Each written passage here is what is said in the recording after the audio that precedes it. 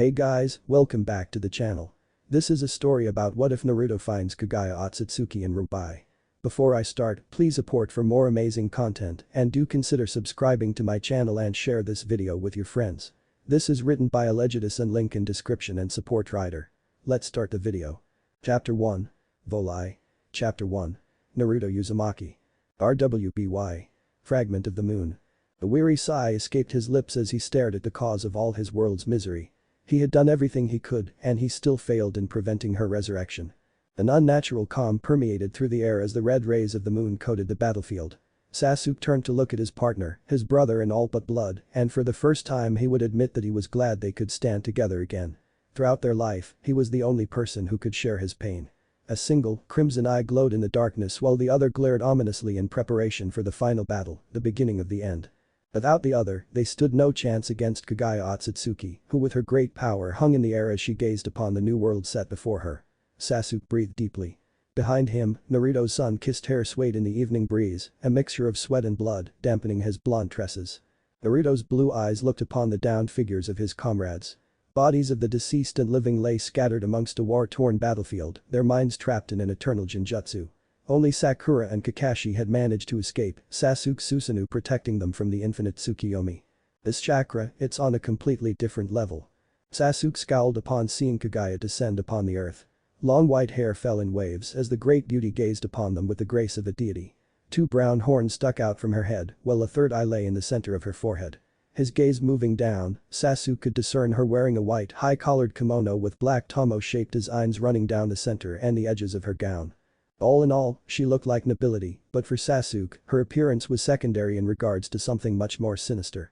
Rather, he was more disturbed by the monstrous amount of potent chakra that was emanating from her body, giving him visions of a vast ocean that seemed to have no end. It had instantly set him on edge. Never before had he felt this type of energy, almost suffocating him as she edged closer. Naruto, meanwhile, fared a little better due to his own powerful chakra from the other tailed beasts. Kaguya's white clear eyes stared blankly at the two men, her feet hanging just above the ground. A smile played on her lips. "I see my son has gifted you with our power," she observed. "You're Kaguya Otsutsuki," Sasuke stated, matter-of-factly. "Hagoromo has told you who I am, and yet, neither of you are him nor Himura." Kaguya pumped chakra into her eyes, the surrounding veins quickly protruding as she activated her Byakugan. "I see, so it is Indra and Ashura's spirit that I sense within you. It's been many years since I've last felt their chakra. Why are you here, Kaguya? What's your intention?" Kakashi readied himself. He had seen what she had done to Madara's body. Coupled with the sage's warnings, it was highly unlikely she was to be trusted, nor did she intend to end this peacefully. Kaguya paused for a moment. A reflection came off Naruto and Sasuke, two different faces layering over their own. "This world, there is too much violence and destruction. I cannot allow the consequences of both my son's mistakes to damage it any longer," she said. "I simply want peace." "Peace? By sealing everyone away in their chakra? Doesn't seem like a peace to me. More like subjugation," Sasuke growled. "And yet, those who desire peace also crave power to enforce it. Is that the full capability of humanity, to breed an eternal cycle where one must sacrifice the other in order to achieve their goal? To use fear as a weapon and enforcer who suppresses the weak, creating hatred and jealousy? This hypocrisy has gone on long enough. By subjugating free will, there will be no more conflict. With you holding all the power." Kaguya scowled. "Alas, yet in this age no one could understand the true path to peace. All chakra came from me, and thus, I intend to take it back. Without chakra, man could truly be equal, and I will make things right again." Her smile turned cruel. "I see you do not agree with my plans. The stubbornness of my sons has carried on through the ages. My love for them has clouded my judgment." Reality began to shift as she said this, while hardened bones were slowly emerging from her hands. "Vanish. Begone from this world." Sasuke then felt the temperature in the air to have risen dramatically, but what stunned him the most was that he had suddenly found himself falling. "Sasuke!" Naruto shouted, reaching for his partner. Sasuke quickly performed the necessary hand seals and put out his hand. "Uchiha no Jutsu." Almost instantly, following Sasuke's command and the sudden burst of chakra came a large cloud of smoke that, as it began to clear, revealed the appearance of a large hawk. Brown feathers covered its body, while there were darker areas along its back and wings along with its tail. There were also markings of a deeper shade of brown around its eyes, as well as red ones along the sides of its beak. Knowing its summoner's intentions, without a word the hawk immediately swooped in and caught the alarmed Uchiha on its back. Acting quickly, it then turned mid-flight and once again dove in to catch Naruto in its claws just moments before he had crashed. "I'm fine, you idiot. Where's Sakura and Kakashi-sensei?" Naruto asked, looking around. Reality had changed to a hellish landscape. Lava coated the ground and they now looked to be in some sort of cave. In the distance, he could see a large active volcano, which towered over everything else. "They're fine." Kakashi used a scroll as rope and tied it to a kunai. "He's got Sakura with him," Sasuke replied, his mind quickly going to work to figure out what just happened before producing multiple conclusions. "What about Obito?" "He's over there." Sasuke nudged his head. One of Obito's hands was impaled to the walls of the cave with a kunai, most likely by Kakashi. His hands only held up by a kunai though. "If he doesn't wake up soon I doubt he's gonna make it." Sasuke watched as Sakura's headband fell off her head and into the boiling lava below. He grimaced as he watched it melt. "So this really isn't just a genjutsu. Naruto, this isn't just some trick. This world's the real thing," Sasuke stated, grimly. Naruto's eyes widened in shock. "You mean? She just transported us to a different dimension." Sasuke scowled further. He found his eyes trained once again on the nearly divine being who caused this mess. She had barely moved an inch, unaffected by the intense heat of this dimension. Her wide eyes watched them with blank curiosity. "Naruto, there's something you need to know," Sasuke started, his back turned to him. The tone in his voice was serious, more so than usual, coupled with a dark sense of foreboding. Naruto's ears instantly perked up. "If either one of us dies, then it's the end, and the end of our world. The Yang chakra the sage gave you, along with my Yin chakra, it's the only thing that can stop her. We can't fight her and kill her directly, that's impossible. All we can do is seal her." Sasuke looked him in the eye, his Sharingan spinning. "We must not die, understand? Even if it means sacrificing the others." The revelation struck Naruto hard, almost like the day when Sasuke pierced through his chest with his Chidori. It was a difficult pill to swallow. If it came to it, he would have to sacrifice Sakura and Kakashi in order for the shinobi world to survive. A sacrifice that was too much to bear. Naruto hated the thought of it, truly he did with all his heart and soul, but really what choice did he have? It was a logical stance, as in reality despite what he wanted to believe. Both he and Sasuke understood the stakes. What was more alarming for him, however, was how easily Sasuke had taken to it, as if he had truly cut ties with them all and saw them as mere pawns than former comrades.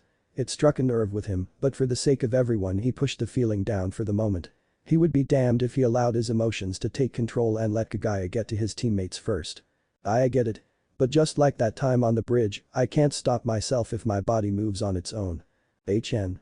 Sasuke scoffed, his eyes never leaving Kaguya as he ignored the grim looks from his former teammates.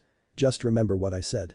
Understanding the severity of the situation, Sakura couldn't help herself grimace as she cast her eyes down and felt the tears well up. Unknown to him, or possibly due to his own callousness, Sasuke's words had struck her like a knife to the heart. For years, ever since their first day together as a team, she had always been the weak one, always the one who was left behind, and she cursed at her inability. While she was powerful in her own right, Sakura could do little in comparison to her teammates. It wasn't due to her not working hard enough, in fact, it could be said she had put more blood, sweat and tears into her skills than anyone on her team. But each time she took a single step Naruto and Sasuke would just as quickly outclass her and improve with little to no effort, further widening the chasm between them. "Let's go, Naruto." "Right." Sakura was suddenly snapped from her thoughts as her eyes followed the two, who now began their assault. Great bursts of power echoed throughout the cave, sending shockwaves of chakra flying past her face. "This is their incredible." Sakura could only watch with wide eyes as what could only be described as titans of power clashed before her.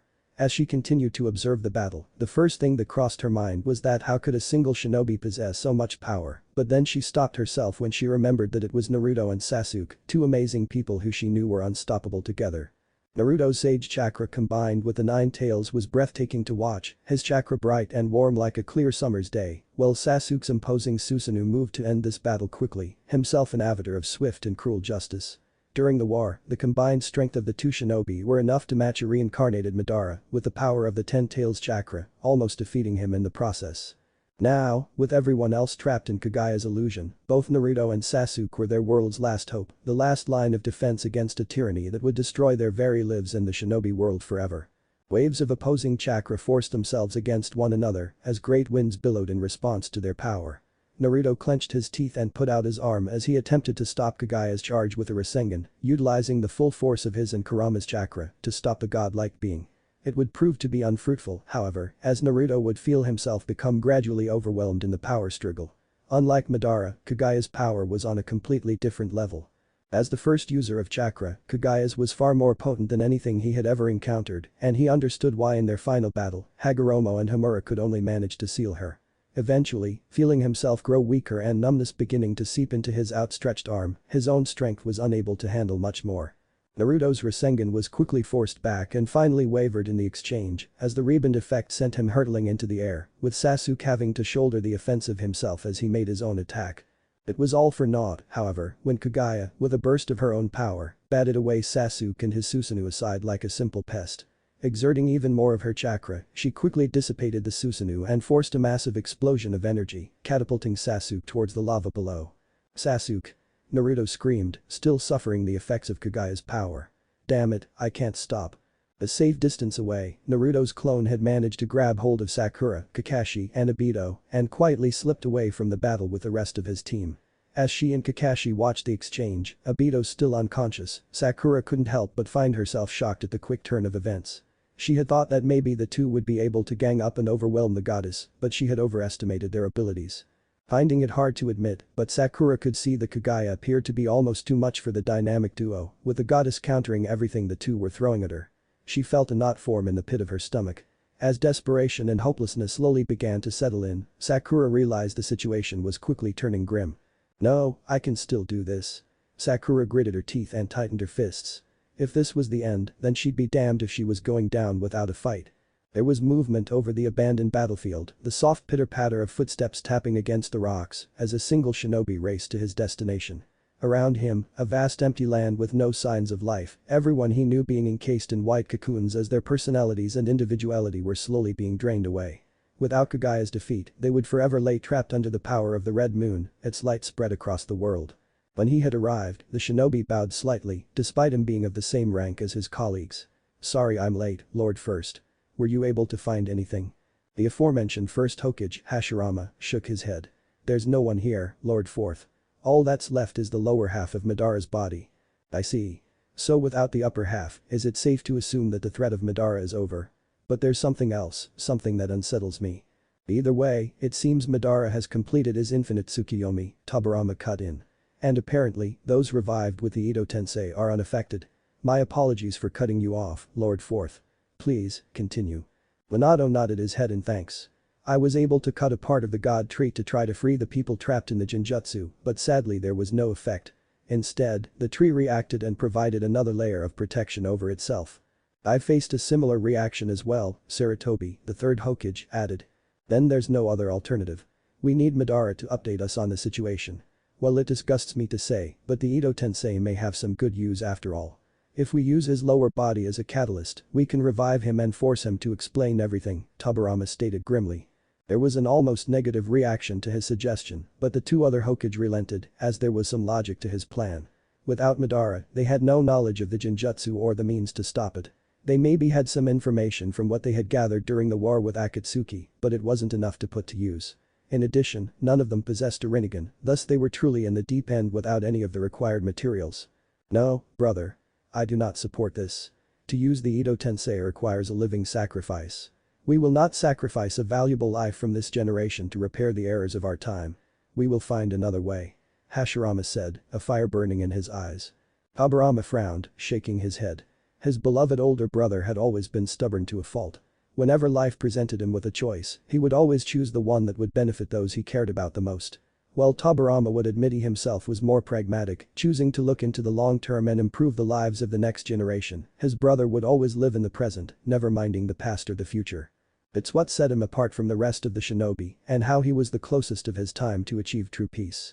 Crowds of followers would instantly be drawn to him, and instead of fearing Hashirama, they revered him like a god.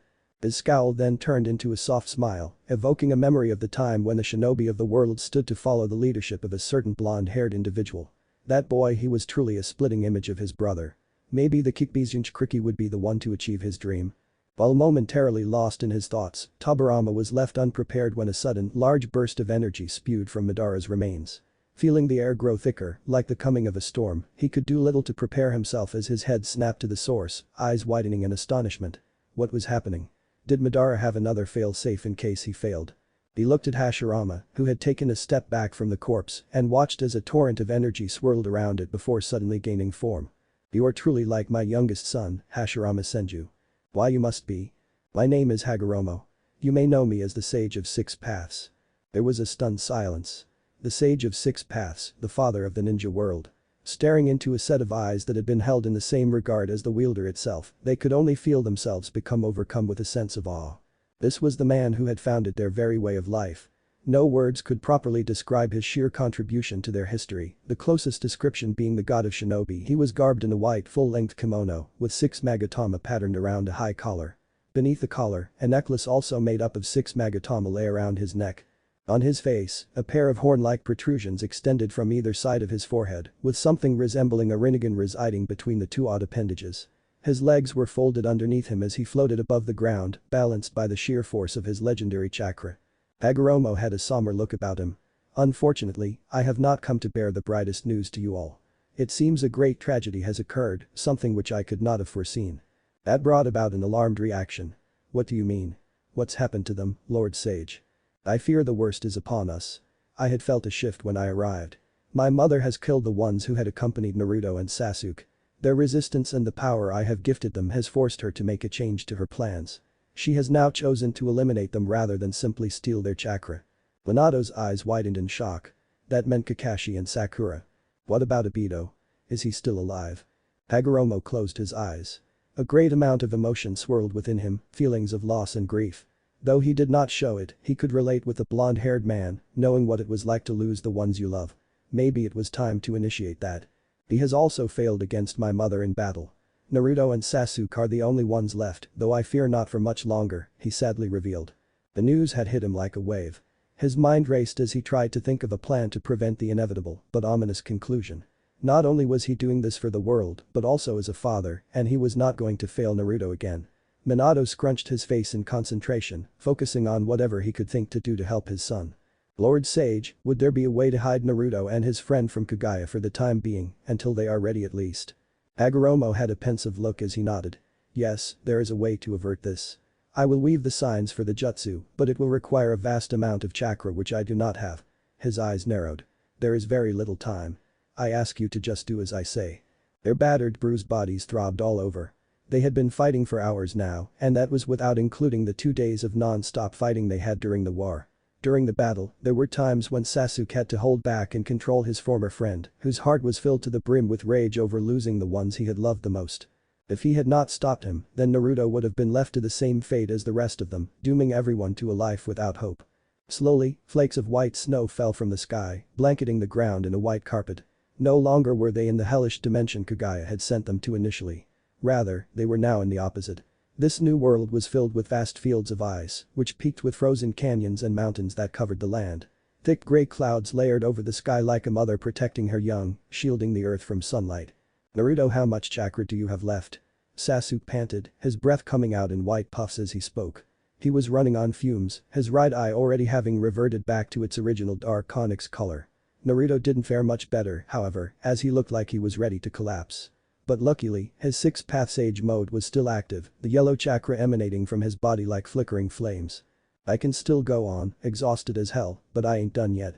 Not after what she's done," Naruto cried determinedly. The two teens steadied themselves, forcing their weary bodies to stand upright. Kaguya, still floating above them like a god amongst mortals, watched them with interest as they planned their next move. "Mother, you need to preserve the chakra you've got for an emergency. I'd advise not to continue engaging them together. You use a huge amount of chakra whenever you change dimensions," Black Zetsu warned, still hidden within the sleeve of her kimono. Kaguya narrowed her eyes. Her supposed son was correct. While it was not outwardly obvious, she was already beginning to feel the effects of the large drain on her reserves. Constantly switching dimensions was not something she could do without consequence. Despite being the only person capable of the technique, Amanamanaka, rewriting the entire time-space of a world, took a huge toll and effort from her. Something that was only possible from the chakra gifted to her by the god fruit. "If we don't kill them now, then our plans with the infinite Tsukiyomi will only be interrupted again. These pests are too much of a bothersome to live," Black Zetsu growled viciously. "I shall eliminate one of them first. After that, it will become much easier," Kaguya said, activating her third eye, the Rin Sharingan on her forehead. Reality began to twist once again. In the blink of an eye, what Sasuke had previously saw as a frozen wasteland warped to a completely different dimension. This time, a pink sky hung above while the ground was littered with green pyramid-like constructs. Cerulean-colored hills stood in the distance. Its formation curling to surround them on all sides. But the change in appearance was not the most surprising. Both he and Naruto were forcibly brought to their knees as they felt the pressure of the gravity of this world. It was nigh unbearable. "My body, it's so heavy, what the hell is with this gravity?" Naruto strained himself to say. "This is crazy, why would she?" Sasuke stopped. He saw Kaguya in a similar situation of their own, her own otherworldly power, unable to fully resist the gravitational pressure of her own dimension. "I see, so she's on the same boat as us. But why would she come to this dimension if she were to limit herself as well?" Sasuke slowly was able to put the pieces of her plan together though, when his eyes narrowed as he trained his line of sight on her. Despite the gravity, Kaguya had managed to carefully lift both of her arms, palms facing in both their directions. "Damn it, with this gravity, we're sitting ducks. Sasuke. We have to move." Ash-colored bones began to emerge from the palms of her hand. From her kimono sleeve, Black Zetsu's smile turned to a mocking grin as his whole being raced with excitement. "Yes, do it, mother. Let's finish these guys once and for all." Naruto cursed under his breath. He was forcing his body to move as fast as it can. To his dismay, the strain of the battle and his previous fatigue, coupled with the additional strain from the intense gravity, made it rather difficult to do so. Naruto grimaced. He was not going to die here. He was going to live, to free his friends from the Genjutsu and become Hokage, goddammit. Images began to flash before Naruto's eyes. His parents. Kakashi. Sakura. Obito. He failed them, and now, until his last breath, he was not going to fail them again. They had entrusted him with their dreams, to live in a world free of violence and hate. As he remembered his promise, the images started to change. Naruto saw himself looking upon his home village, himself wearing a familiar set of robes and headpiece. He looked older, possibly in his mid to late 20s, his haircut shorter than what it was now. He saw the relaxed faces of the villagers, free from the threat of war and happily living their lives. He saw the Konoha 11, his old friends, having grown older with families of their own. He saw Sasuke, finally having redeemed himself, serving as his right hand in maintaining balance and order between Konoha and the other shinobi nations. He saw that he had aged again, this time as old as the third, himself passing on his hat to the future, entrusting them to continue his dream. He finally saw himself on his bed, surrounded by his friends and family, as he quietly closed his eyes with one last brilliant smile. That's really something special, huh? He thought with a smile. And wouldn't that be something? Unfortunately, it was never so simple. What the? Do you feel that, Naruto? Naruto could only nod his head. He had indeed felt a tug. Only it was more like he was being pulled to a specific direction. But there was something more alarming though, which set off the alarm bells in his head. By the gods, that was a lot of chakra. Kaguya herself felt the same thing. She paused. While she wasted her opportunity, it would also be unwise to ignore the oncoming approach of a seemingly mountainous load of chakra. "Mother, do you think?" "Yes, this is Hagoromo's doing." Not even having a second to react, a large black portal suddenly appeared behind the two former teammates. Its jagged edges made it appear like it had shattered reality itself, forcing its way onto the physical plane. The space-time technique. What the hell is going on? Naruto exclaimed, himself being pulled in. Sasuke gritted his teeth. "I don't know. But whatever it is, I don't want the luxury of finding out." With what little chakra he had left to spare, Sasuke activated his Sharingan and quickly called forth a Susanoo. While not having enough to complete a full-bodied one, he was able to summon a partial skeleton with a single, spectral arm, whose claws dug itself deep into the ground as it attempted to hold Sasuke in place. Naruto, meanwhile, used a pair of chakra arms to anchor himself. Interestingly, Kaguya remained unaffected. "They're vulnerable now, mother." Smiling cruelly, Kaguya faced her palms towards the two before she fired her technique. "Here it comes." Naruto watched with trepidation as two ashen-colored bones sailed through the air, each aimed for both of them. The all-killing ash bones. This was the technique that had murdered his friends, the certain kill move that, no matter who it hit, would turn them into ash. "Damn it, I'm stuck in a blind here." Naruto cursed, having been forced to make a decision. With the gravity still limiting his movement along with the strength of the mysterious space-time technique, he really had no other choice. Having little time to explain himself, Naruto let go and allowed the darkness to take him. "Naruto ung." Naruto's eyes opened with a jolt. His immediate thoughts were that he could no longer sense Kaguya, which was a relief. Once he felt the blur clear from his eyes and he became more aware of his surroundings, he then noticed that he was now lying in a forest. "Damn you, stupid idiot." Naruto turned his head to the voice. "Sasuke." Naruto cried as he got to his feet. The SK, guess it's over for us, huh? Well, for me at least, Sasuke chuckled mournfully, his hands holding on to something on his abdomen.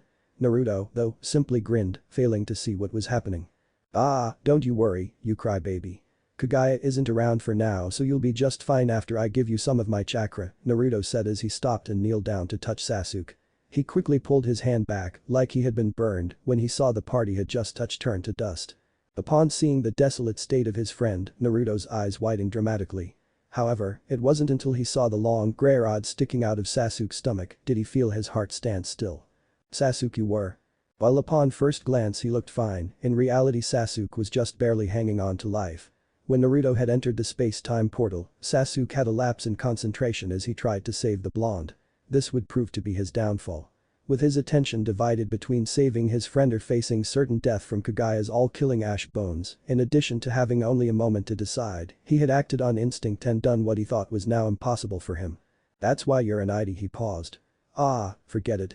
It's just like that time in Wave, you getting yourself into trouble with me having to bail you out of it, Sasuke said warmly, a small smile on his face as he was reminded of a much simpler time, even if he himself wasn't as simple.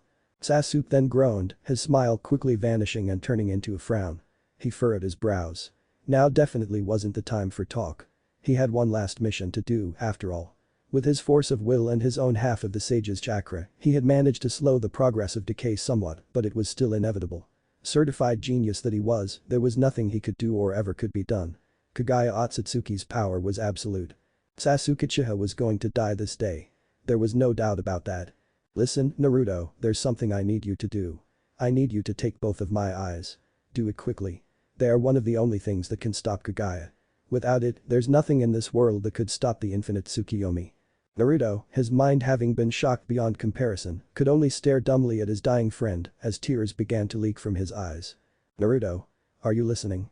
You have to do this now. I don't have much time left. Sasuke pleaded, his body beginning to fall apart.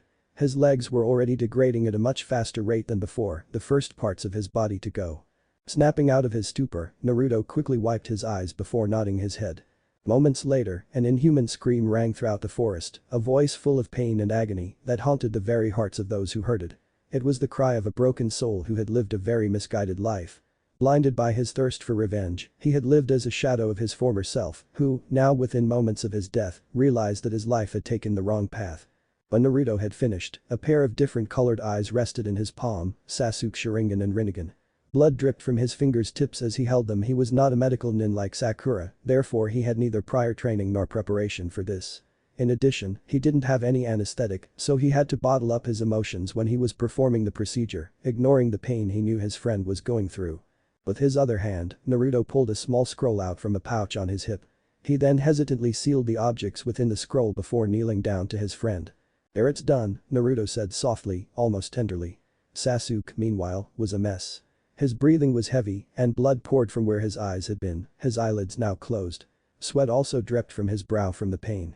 Thanks, Naruto, Sasuke rasped. Surprisingly, he was feeling lighter now, like a great weight had been lifted off his shoulders. His face began to crack as the fragments faded into the wind. After a moment of silence, Naruto spoke up. Why did you save me? I thought you hated me, Naruto had to ask. Sasuke groaned as he prepared to speak up again. It was getting harder for him to talk, his throat burning from his body's decay. Naruto inched closer to listen. Because you're an idiot, that's why. If I had been a split second earlier, then maybe I could have prevented this. But when I saw you get sucked in, I hesitated and that was all Kaguya needed. It's my fault, he admitted. Sorry, I'm leaving everything up to you. You're the hope of this world now. Become Hokage and end this cycle of war and death. Naruto reached down and cradled Sasuke in his arms. He could only watch, with a heavy heart, as Sasuke faded into dust, but not before seeing an extraordinarily radiant smile on Sasuke's face, a genuine, sincere smile unlike anything Naruto had seen before. I believe it. Sasuke. He broke down.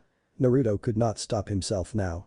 Tears of grief fell from his eyes as an ear-splitting roar rocked through his very being, sending the entire forest into a frenzied panic. All manners of nearby wildlife turned and bolted in the opposite direction, spooked from the growing demonic presence building within their home. For any humans in the area, they would have been hit with an overwhelming pressure. It was a power so vast and incomprehensible that nothing could have prepared them for it, forcing them to their knees as a burst of energy filled with anger and loss gripped their hearts. If that was not enough, within the dark recesses and shadows of the trees, creatures of darkness began to move forth, silently drawn to the negativity. Naruto. Calm yourself. If you don't, then this whole forest will be destroyed. Kurama's words fell for naught, as mere words could not stop his container from releasing all his pent-up feelings. Like a dam collapsing on itself, a deep primal rage filled Naruto's mind with hate, hate for the world, hate for himself, and most importantly, hate for Kaguya, for destroying his life and the lives of those he considered family. There's no stopping him now. If there were a place for her in hell, then he'd be damned sure he'd be the one to put her in it. Sorry, this is the best I could do for you guys. After everything that's happened, you deserve this at least. Naruto kneeled at the foot of a freshly dug grave.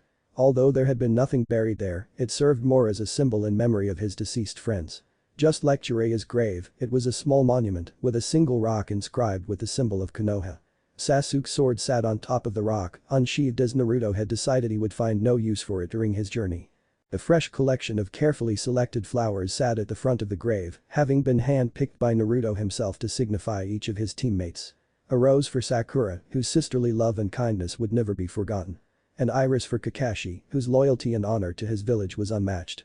And, finally, a sunflower for Sasuke, who despite his rough and callous personality underlay a genuinely good person, dedicated to doing what he thought was best. Sorry, Obito, but I didn't know you that well enough, Naruto began, talking more to himself. Maybe we can share a bowl of ramen someday. Taking out a scroll from his pocket, Naruto infused it with a small portion of his chakra before it popped with a small cloud of smoke. As it cleared, Naruto felt another sharp pang strike his heart. It was a picture of Team 7, back when they had graduated from the academy. It was simple enough, an official team photo organized by Kakashi to keep a record of as shinobi of Konoha. But for Naruto, it had meant so much more. It was a picture of his family. They were not related, but he had thought of them as his family. People he loved and treated as close as blood. Without them, he would not be the person he was today. As an orphan, he grew up never knowing what it was like to be loved, to feel the love of parents or brothers and sisters. So he had replaced them with his friends, who he knew cared about him all the same. And that was enough. Thank you for everything. Kakashi-sensei, thank you. For always being there for me.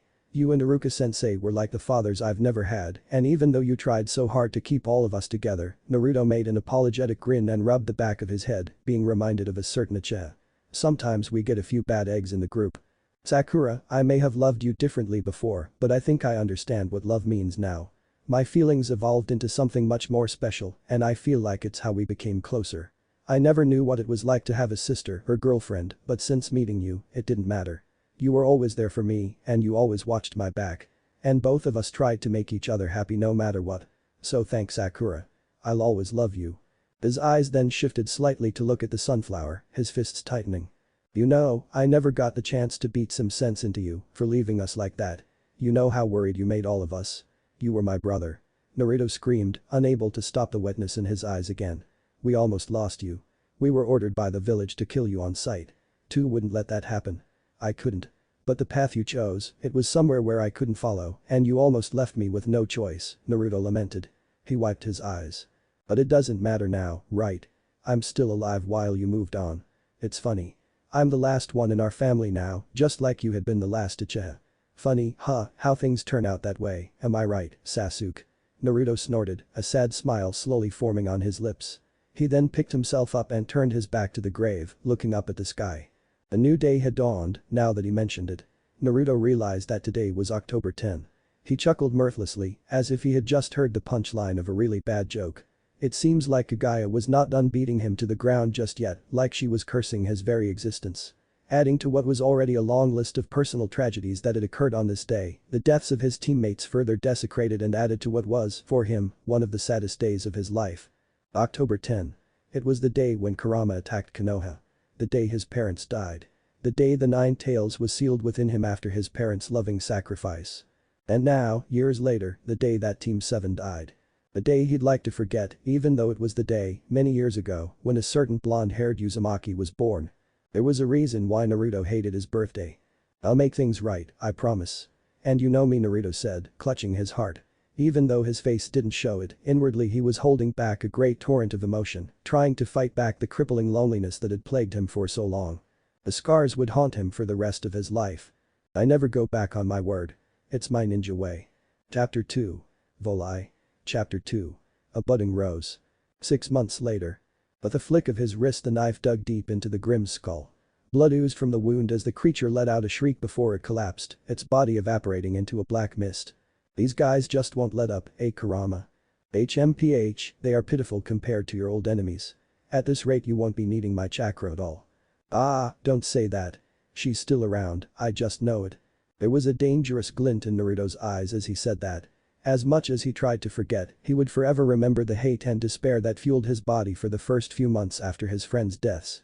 It reminded him of Sasuke's own path of vengeance, but unlike him, Naruto wasn't the type to go batshit crazy and kill everyone who looked at him wrong. Instead, he had offered his services as a mercenary, accepting any job he could in order to get information about Kaguya and her whereabouts. Didn't matter if it was assassinations or such, he didn't care as long as it brought him closer to the person who basically ruined his life. Speaking of which, as soon as Naruto had come to the first village in sight after saying his goodbyes with his little memorial, he had been shocked to find that there were people who were active and walking around, like there wasn't some freaky, super powerful red moon that had all the minds in the world trapped in an illusion. He was even more shocked to find that, upon walking up to the first person that seemed friendly, no one could speak his tongue, nor could he read or understand theirs. Luckily, he had the benefit of a few shadow clones, completely solving that problem. It took him about a month or so to assimilate to things, and then, when he did, boy was he in for the shock of his life. Apparently, no one, not even the mountain of books he read, Iruka-sensei would be proud, knew anything about the shinobi, and that he was in some place called Remnant. And, an even bigger shocker, no one knew nor possessed chakra. It instantly gave him bad vibes. We've been in Remnant for half a year now and there is still no sign of her. With what we've found so far, it's highly unlikely we'll be finding that portal anytime soon to send us home. I know that, fuzzball, Naruto snapped, weaving around another Grimm's paw. He was currently fighting a pack of previously 20 Ursa Minor, having already killed 5 of them. It was still a touchy subject for him, memories of Sasuke's death instantly coming to mind, and he did not want to be reminded of how he ended up Remnant in the first place. After the discovery that he was possibly no longer in what he could only call his home dimension, Naruto had almost had a complete breakdown, and it had taken him months to accept the fact that he was here now, in Remnant, with a genuine possibility of never going back. He stabbed a kunai into a Grimm's chest. Even now, it still scares him at how his life changed so quickly. But at least he wasn't alone. While it had taken a lot of coaxing and convincing by Kurama, eventually, Naruto's guilt became much easier to control. He would also learn to accept that he would have to make do with what he had now and that it was impossible to reverse what had happened. The only thing Naruto could do, really the only option he had, was to move forward. Maybe build a new life in this new world. Everyone would have wanted him to, and he wouldn't let them down. One thing was for sure. He would see this through till the very end. Because Naruto Uzumaki never gave up. I'm gonna finish this. Kage Bunshin no Jutsu. But the burst of his chakra, multiple clones of the blonde shinobi sprung into existence. Each of them had a kunai in hand, while a cruel smile played on their faces. Finding themselves now suddenly outnumbered, the frightened Grimm then took a hesitant step back. The Ursa tried to stand firm, however, unlike their other pack members, the two instead chose to take a step forward and glare at Naruto with all their might. Primitive growls rumbled in their chests as they refused to back down from the clearly powerful human. You made a mistake messing with those kids, you creeps. It's too bad they hired me to deal with you, Naruto growled menacingly. I just can't let something like that slide, you know. Almost on command the clones then charged at the black beasts, not expecting much resistance as these Ursa Minor were, in reality, simply animals with an extremely heightened sense of bloodlust and hatred for humans. Moving quickly, honed from years of hard work and practice, the clones easily dodged the swiping claws and maws of the bear-like Grimm before their knives slashed through the exposed skin and tendons of their targets, with some clones even lopping off limbs, such as an arm or a head. Within seconds, 9 of the Grimm had been put down, their forms evaporating into a black mist. Seeing how quickly this monster of a man had killed most of their pack, the remaining Grimm braced themselves for what could only be their deaths. Naruto, meanwhile, simply grinned. So, who's next? Thank you, young man. Those creatures deserve what was coming to them. Bless the souls of those children, may they finally rest in peace. Naruto rubbed the back of his head. It's nothing, Gramps. I can't stand it anyway when kids are involved. Hearing something like that makes my blood boil. Naruto accepted his reward with thanks and placed it in a pouch. He had seen the job on a travel board as he walked past a rather small and quaint farming village. The village itself was located about 40 miles outside of Vale, with huntsmen rarely ever being called in save for the routine visit. Since the village remained mostly undisturbed, other than the occasional crop destructions by the surrounding wildlife, the presence of anything more than a few guards were deemed as unnecessary by the kingdom. Recently though, after the disappearance of several of its inhabitants, did the village suffer a tragedy unlike anything it had seen before. 5 children were reported to have escaped from the local orphanage during the night, reports vague on why they would do so, the only conclusive evidence being that they were troublesome kids. Apparently, they had escaped into the woods and were quickly met by a pack of Ursa Minor. The next morning, one of the children had returned to the village, the child missing an arm. He managed to explain what had happened to his fellow orphans to one of the adults before dying from his wounds. Being an orphan himself, Naruto could not stand idly by and ignore this without making things right. He had taken the job without hesitation and met with the village chief. The chief was an older man, in his late 70s, and he had been the leader of his village for more than 4 decades now. At first, he had been skeptical due to Naruto's age and appearance, fueled even more by the fact that Naruto wasn't a huntsman. Nevertheless, it didn't take long for the blonde to convince him otherwise. Rather than trying to persuade him, since the old man was stubborn as hell, Naruto decided to show off some of his skills, and boy did it work. After demonstrating some of his abilities like the Rasengan and his shadow clones, the chief then trusted him enough that his doubts were put to rest. "Well, I'm gonna be heading off now. Keep yourselves safe next time," Naruto said as he turned to leave. He waved his goodbyes to the other villagers and once he was out of earshot, he began to commune with his Bijk. "So, where to now, Kurama? Beats me. Guess you're lost now in the road of life," the fox snickered as his container's former sensei came to mind. Naruto paused, and Kurama noticed his container became quiet for a moment as a sense of nostalgia came over him. Sorry, kid. Too soon. A little bit." Kurama grunted before he crossed his arms and snapped his head to the side. Well, it's about time you get over it, anyway. It's not healthy to dwell on the past, you know. So just move on already, idiot. The link was then cut off as Naruto blinked in surprise. Did Kurama just? Naruto couldn't help himself. His shoulders shaking, Naruto couldn't resist the urge to laugh at the fox's expense. In addition, Kurama's reaction also had the added effect of unintentionally improving the blonde's mood. "Man, Kurama. What are you, a schoolgirl?" He didn't get a reply, but he could hear the fox mutter a silent idiot in his mindscape. His spirits lifted, Naruto let out one last chuckle before he calmed himself. Truly, though, he had no idea where to go next. If he were to be honest with himself, right now he was drifting with his life. Living it day by day as he searched for answers on how to return home. It wasn't bad, but he really wanted to go back as soon as possible. After all, he was the only one left who could free his friends and his world from their prison. Although, if it was indeed impossible for him to return. He stopped himself there. No, he definitely will find a way back, no matter what. Nevertheless, if he were to be honest with himself, Remnant, he would admit, was not an entirely bad place to be. Other than the grim problem its people had, this world was relatively peaceful at least. Well, as far as he knew. Other than the White Fang, there were no wars, with the last one having ended around 80 years ago. But what did irk him was the discrimination against the faunus, which was eerily similar to the prejudice he and the other Jinchuriki faced. Nothing would ever change in that regard, as people would always find ways to hate each other. Seriously, it was like no matter where he went, there would always be those who looked down upon, or feared, what they would call lesser beings. Yet this time, it's not like the faunus have some titanic chakra beast sealed inside them. No, they are feared and treated like animals. Hated and looked down upon for something as simple as their appearance. As Naruto saw it, it was unacceptable. In fact, the Uchiha and Hyuga clans were admired for their unique genetic traits, while the Inuzukas were famed for their use of Ninken, they themselves having dog-like features. I suggest we head to Vale, it's the largest city in the region, and it's been a while since we last visited. Maybe this time you could join that famed academy everyone in this world seems to fawn over. Naruto scowled. Hell no, I ain't going back to school, he snorted. We can go to Vale, but I am not going to waste my time doing homework and stuff. It was hard enough for me to sit down and relearn everything when we first got here. Stop being a stubborn fool. Both of us know that place or the other academies may hold the key to going home. You felt it once, remember? Kurama was right. It had been nothing more than a whisper, but Naruto had indeed felt something ancient and powerful during his first visit to Vale. While it paled compared to when one first felt the energy of a tailed beast, what concerned him was how the feeling had been brief. Rather than being overwhelming, it felt more like an abrupt welcoming, like it had sensed his arrival and made itself known before disappearing completely, as after that, the feeling never came back again. And it had come from the direction of Beacon. Naruto sighed. Let's just get to Vale first, okay? Being the prodigy that she was, it was easy to forget that Ruby Rose was still just a 15-year-old girl. Within her year, possibly even in her entire school, she was easily its most promising student, with most of her classmates either flocking to her for advice or pouring her with admiration. It was almost too much sometimes, she would admit, but she would take it all in stride and keep a smile on her face. After all, her family was pretty much set to become huntsmen. Of course, while it had been her life's dream to become a huntsman, it helped a lot that her family's history with the profession helped inspire her to follow the same path.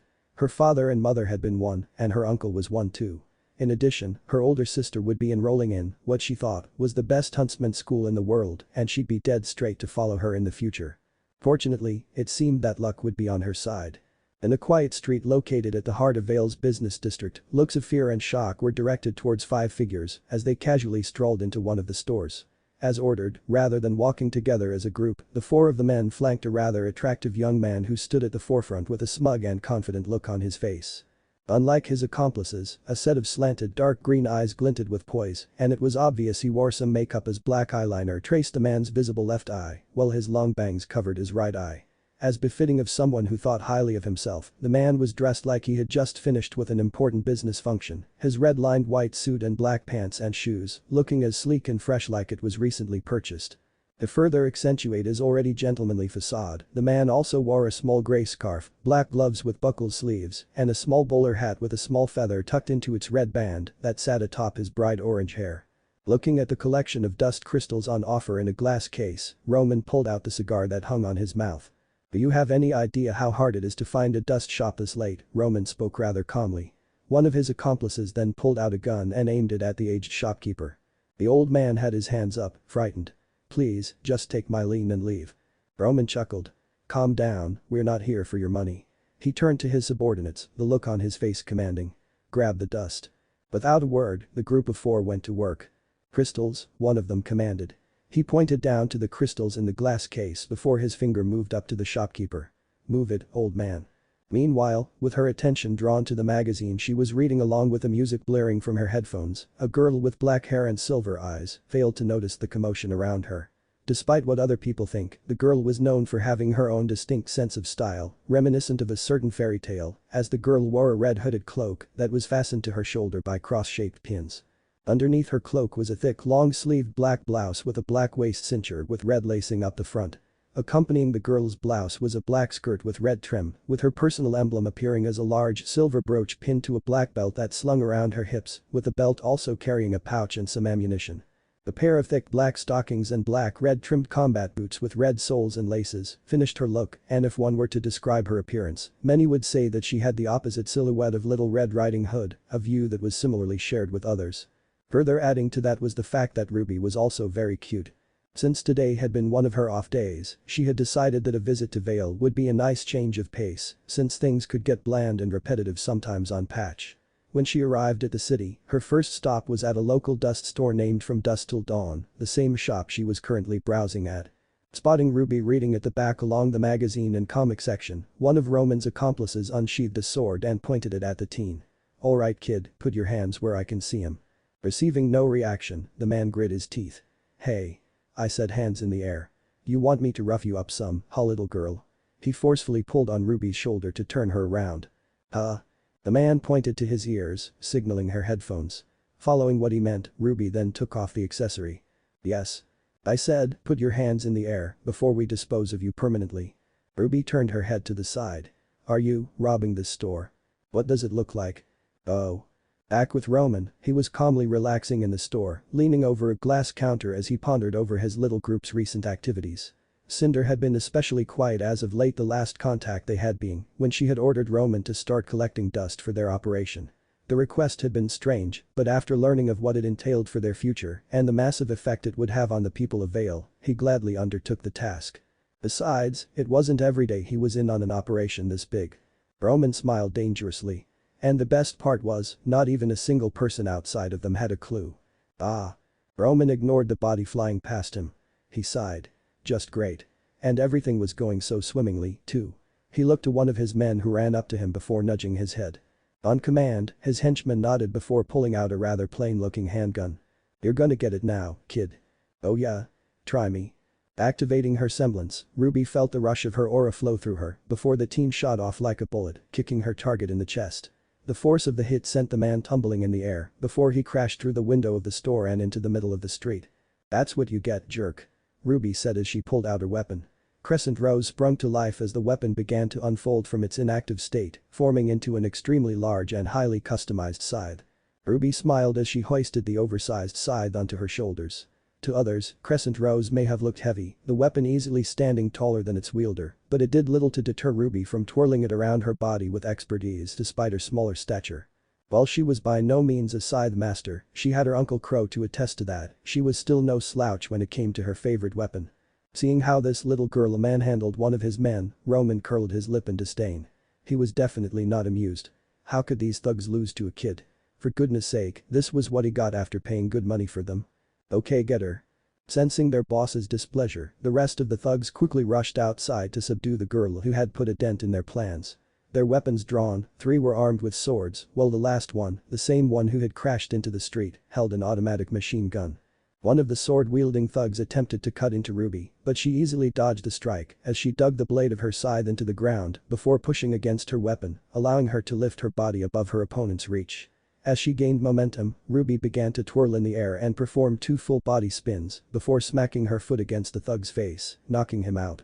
As Ruby sent the man flying, she then did another twirl before she flipped and landed on the ground with her weapon behind her. Seeing 2 more thugs rush to her, she put her finger on the trigger on Crescent Rose's handle and fired. Ugh. The force of the shot sent Ruby and Crescent Rose into a frenzy, she and her weapon spinning before Crescent Rose smashed itself into one of the thugs, sending him into a wall. Undeterred by how quickly Ruby made short work of his comrade, the other thug continued to try to strike down the little red girl, but Ruby simply brought the blunt end of Crescent Rose down upon the poor criminal.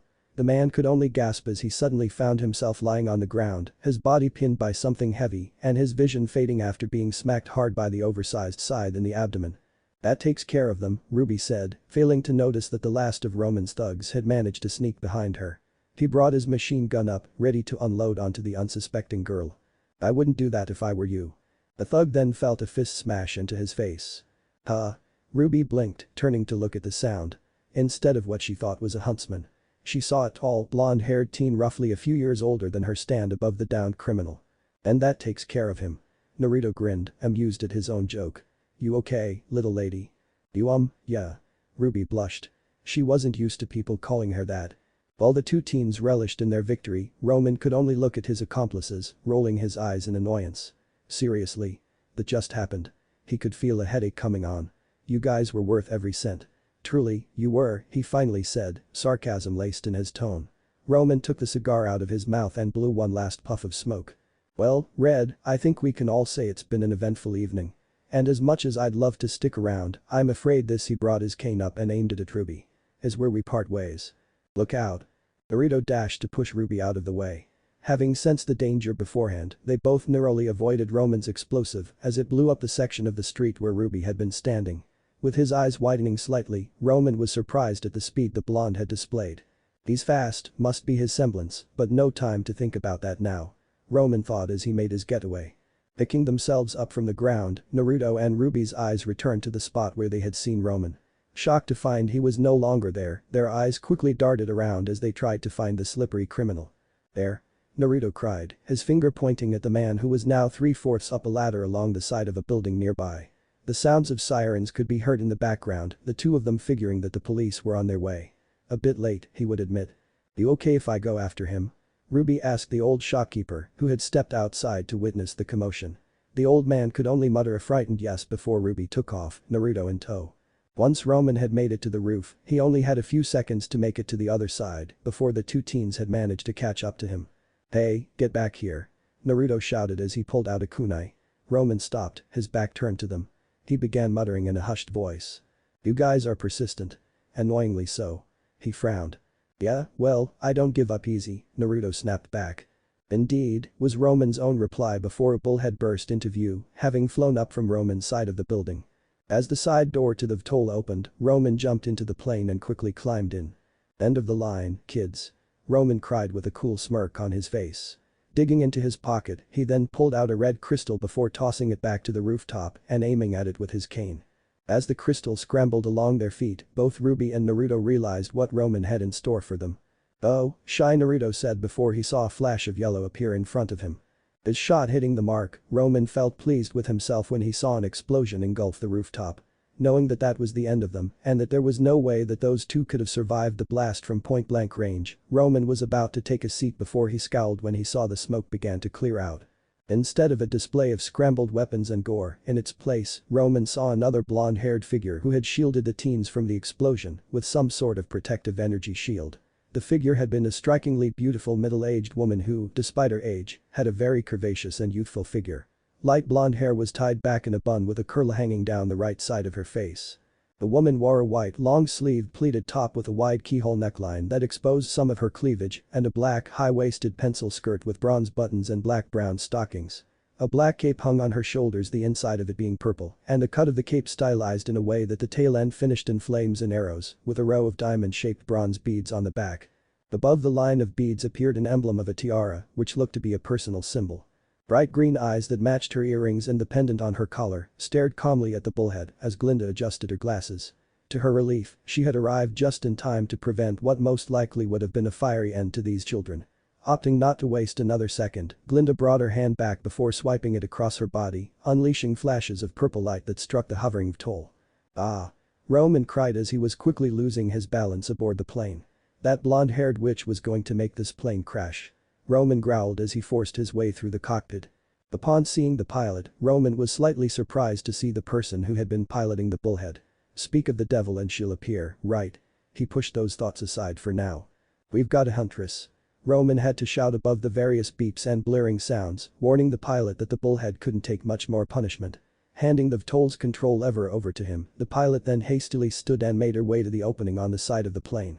Back with Glinda, she then used her dust to form a miniature storm cloud that began to hail shards of ice at the bullhead. Her eyes narrowed, however, when she saw a shadowed figure appear where Roman had stood.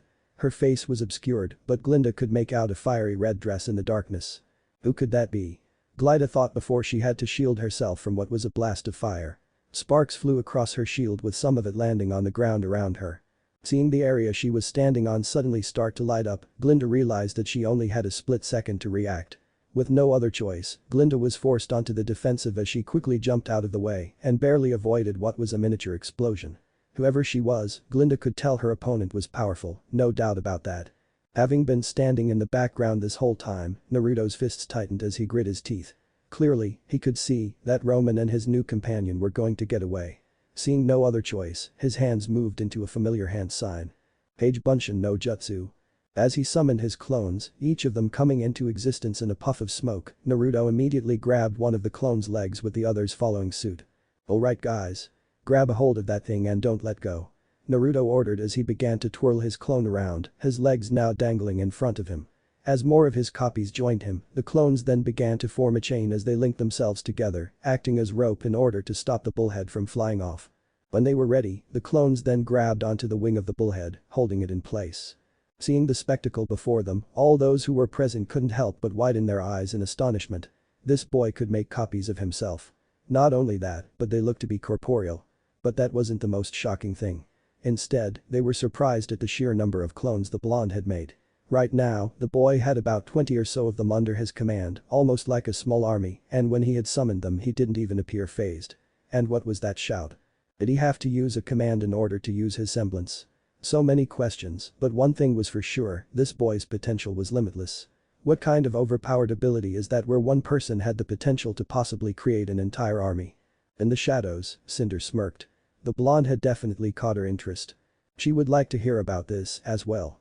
Maybe Cinder could convert him over to their side, where he would be an extremely valuable commodity. "Roman, we're leaving. I've seen enough," Cinder said as she put her arms out to her sides. She took a moment to concentrate her energy before releasing it into one single, extremely powerful blast of flames. "Watch out." The clones closest to the bullhead shouted before popping out of existence, struck by Cinder's attack. With nothing left to hold on to, the rest of the clones then began to fall to the street below as Naruto was forced to let go, lest he be pulled along with them. Feelings his clones' memories returned to him, Naruto and the other two were then forced to move out of the way when Cinder summoned another set of explosions to try to finish them off. "Damn it," Naruto cursed, looking up to see the bullhead fly away. If he could, he would send a Rasen shuriken to blow their ass to smithereens. Unfortunately, that would be a really bad idea and be more trouble than it's worth. Besides, it wasn't every day in Remnant when someone just casually threw around nukes like it was out of fashion. I hope you realize that both of your actions tonight will not be taken lightly, young man, young lady, Glinda said as she paced around the room, looking disapprovingly at both Naruto and Ruby. PSST, hey. Name's Naruto Uzumaki. Nice to meet ya, Naruto whispered as he blocked one side of his mouth, the side where Glinda had walked past. Ruby giggled at his antics. And mine's Ruby, Ruby Rose, Ruby said, doing the exact same thing as Naruto. Seeing what they were doing, Glinda smacked Naruto and Ruby on the head with her riding crop. A lump formed on the spot where they had been hit as both began nursing the bump comically. As I was saying, you put yourselves and others in great danger. But they started it. Naruto felt another sense of nostalgia hit him. This lady was just like Bachan, even boobs and all, but sadly his surrogate mother was a league above this woman when it came to sexiness. Not that that was a bad thing. Lady Tsunade, after all, was sexy as hell. If it were up to me, then you would be sent home, with a pat on the back, Ruby beamed brightly. And a slap on the wrist. She flinched when the riding crop almost struck her again. Man, was that thing evil. But, there is someone here who would like to meet you, Glinda finished. She was now standing in front of the doorway. She stepped out of the way as another figure walked into the room, carrying a plate of cookies and a mug. Ruby Rose, Naruto Uzumaki. A man, who also looked to be middle-aged, appeared before them as he leaned over the table to look at them closely. In contrast to Glinda, who had a seemingly perpetual stern expression on her face at all times, this man had an air of mystery about him. On his head lay a bed of tousled, silver hair and brown eyes. He had a light complexion and sharp facial features, and interestingly he also had noticeable black eyebrows, as if the man had dyed his hair in the past and was a natural ravenet.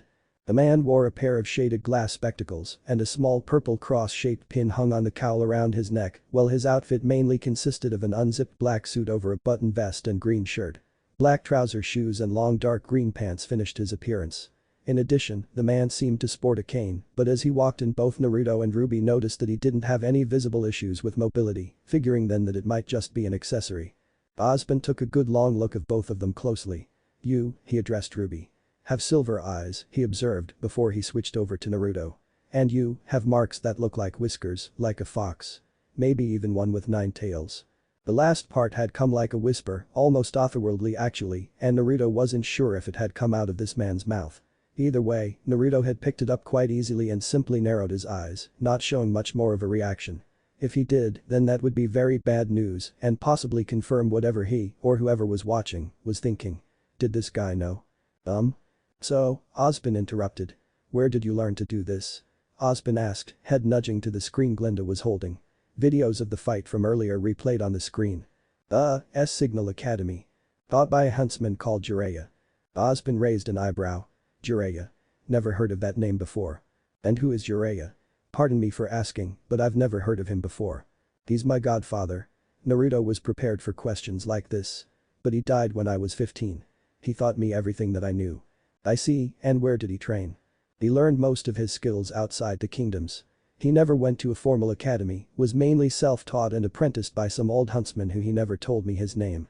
The huntsman who had never attended an academy. Is that even possible? Glinda asked, almost dubious to the blonde's claims. Osmond put a reassuring hand on her shoulder. While it is exceedingly rare, yes, there are cases when this happens. Normally, going through a formal education and then attending one of the academies is the best and most common way of becoming a huntsman. However, there are special cases when people whom, rather than attending formal schooling, choose instead to be apprenticed to an active huntsman and learn their skills from them. While unorthodox, there is nothing that takes away from the fact that those who choose this path are still eligible to become full-fledged huntsmen like you and me. Glinda nodded her head. I see, then I'm sorry for doubting you, Mr. Uzumaki. Naruto waved it off. Nah, it's fine. I'm not surprised people would think the same as you do. But why were you taught by your godfather? What happened to your parents? Osmond questioned further. The pained look came across Naruto's face. I don't want to talk about that, Naruto said, looking away. Osmond took that as the sign not to question further. He closed his eyes. I apologize, my boy. I did not mean to bring up bad memories. Once again, Naruto shook his head, but this time he smiled. It's okay, I'm at peace with it. I know they're in a better place, and I know that they love me. That's all I need. Neither of them asked anything further from the blonde. In fact, a small smile came on Ruby, Glinda, and Osmond's faces. This boy, the way he had answered Osbin's question was enough. Enough that it gave them an insight as to who really was Naruto Uzumaki. An enigma, that's what, but also the type of person who doesn't let the tragedies of his life hold him down. Even if the world was against him, Naruto was someone who would forge ahead without looking back. I'm glad you think that way, Mr. Uzumaki, Osbin said, patting his shoulder as he moved on to Ruby. Now, you Miss Rose. Signal Academy taught you how to handle one of the most dangerous weapons ever designed. Well, one teacher in particular. I see, Osbin said, setting down his plate of cookies. Both Naruto and Ruby could smell the sweet aroma of freshly baked goods as they salivated and looked at the treats hungrily. Ruby took one, followed by Naruto. Soon, they were competing with each other as to who would have the most while protecting their own. It's just that I've only seen one other scythe wielder of that skill before, Osbin interjected. A dusty old crow. Oh. Dishmunkle, Ruby replied, mouth full of cookies. Osbin couldn't quite understand. She swallowed the treats and wiped her mouth. Sorry, haha. That's my Uncle Crow. He was a teacher at Signal and I was complete garbage before he took me under his wing. And now, I'm just awesome. Ruby grinned. Osbin smiled. And so I've noticed. So tell me, what is an adorable girl such as yourself doing at a school that is designed to train warriors? He asked, taking a seat across from her. Well, Ruby had a firm look in her eyes. I want to be a huntress, she replied determinedly. So you want to slay monsters? Yeah. I only have 2 more years of training left at Signal and then I'm going to apply to Beacon. You see, my sister's starting there this year and she's trying to become a huntress and I'm trying to become a huntress cause I want to help people. My parents always taught us to help others, so I thought, hey, I might as well make a career out of it. I mean the police are alright, but huntsmen and huntresses are just so much more romantic and exciting cool and really gosh, you know. Ruby said breathlessly, her words jumbling up, especially as she grew more excited and hyperactive. Glinda and Naruto looked at her with a concerned expression. Osbin though, simply remained smiling. Do you know who I am? He finally asked. Ruby nodded her head. Your prof. Osbin. The headmaster of Beacon. That seemed to make Osbin more amused. Hello, he said. Nice to meet you, Ruby replied. Osbin leaned forward. You want to come to my school? He had a fake scowl on his face. More than anything. And what about you, Naruto? Osbin asked, looking at the blonde expectantly. Now's your chance, kid. I know, geez. Naruto noticed that Ruby had an extremely cute look on her face as he pondered over it, as if she was internally begging for him to come.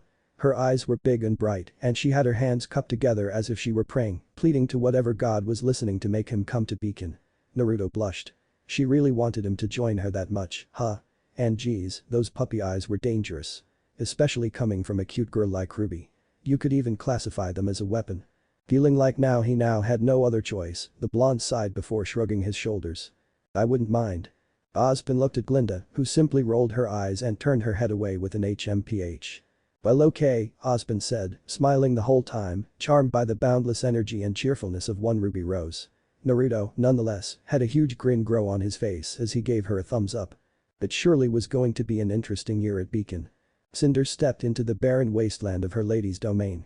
Looking around, the familiar backdrop of a rocky terrain with enormous purple crystals sprouting from the ground was now a common sight for her, having grown used to this land due to her frequent visits.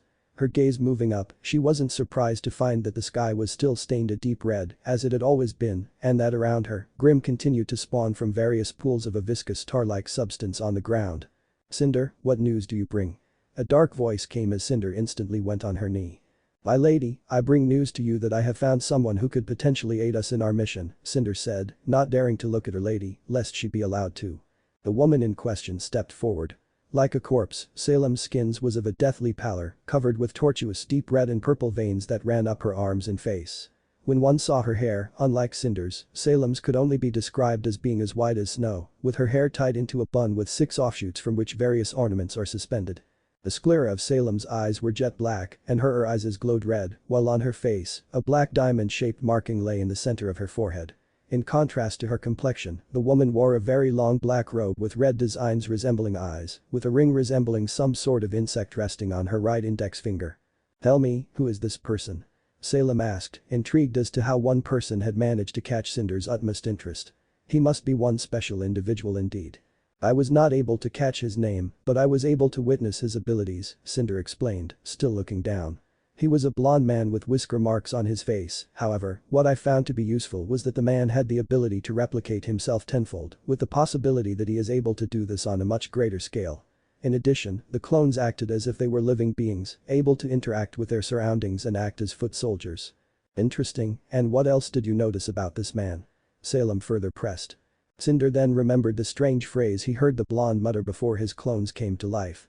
He also said something, I believe it was Kage Bunshin no Jutsu. That brought a reaction from her lady. Cinder, you will not speak of this to anyone else, understand? Salem instructed, harshly. Cinder nodded her head, hiding her surprise well. Of course, my lady. And my lady, will you inform? No, he doesn't need to know yet. This is a matter that we will be dealing with ourselves. Chapter 3. Volai. Chapter 3. Welcome to the new era. Naruto stood alone, his body couldn't move, as visions of a past that haunted him for many sleepless nights came to life. Around him, everything was white, not a single other color existed in the room he was in. Shifting his eyes around, Naruto could make out figures, their faces blank without a single definition, but despite the lack of any noticeable features he could recognize them still. After all, who else could they be except for his friends, the ones he had grown up with? And the same ones he had selfishly left behind. Averting his gaze away, Naruto wouldn't dare to have the guts to look at them, the guilt being too much. Except, despite him looking away, he could feel a lump forming in his throat as he sensed their stares, empty and full of contempt. It was like they were trying to burn holes into his very soul, twisting and manipulating his feelings in an attempt to make him a shell of himself. A husk of emptiness and loneliness deprived of love and warmth. You failed us. You left us. You abandoned us to die. No, stop, Naruto groaned, scrunching his face as their voices all spoke as one. A sick feeling came to him, like something unnatural and malevolent. Without warning, the air suddenly became thick with it. Their hate, their anger, their sense of betrayal. It was almost overwhelming. Why didn't you stop her, Naruto? Aren't you the child of prophecy, the one to bring peace? Naruto tried to shake his head. I didn't mean to come here. It wasn't my choice. Liar. You had a choice. You could have stayed, instead you ran away. Why didn't you die for us, like Sasuke did? Because I had a choice. Naruto cried. Sasuke didn't have one, and I chose to live. You're pathetic, you're scum. Traitor. Weakling.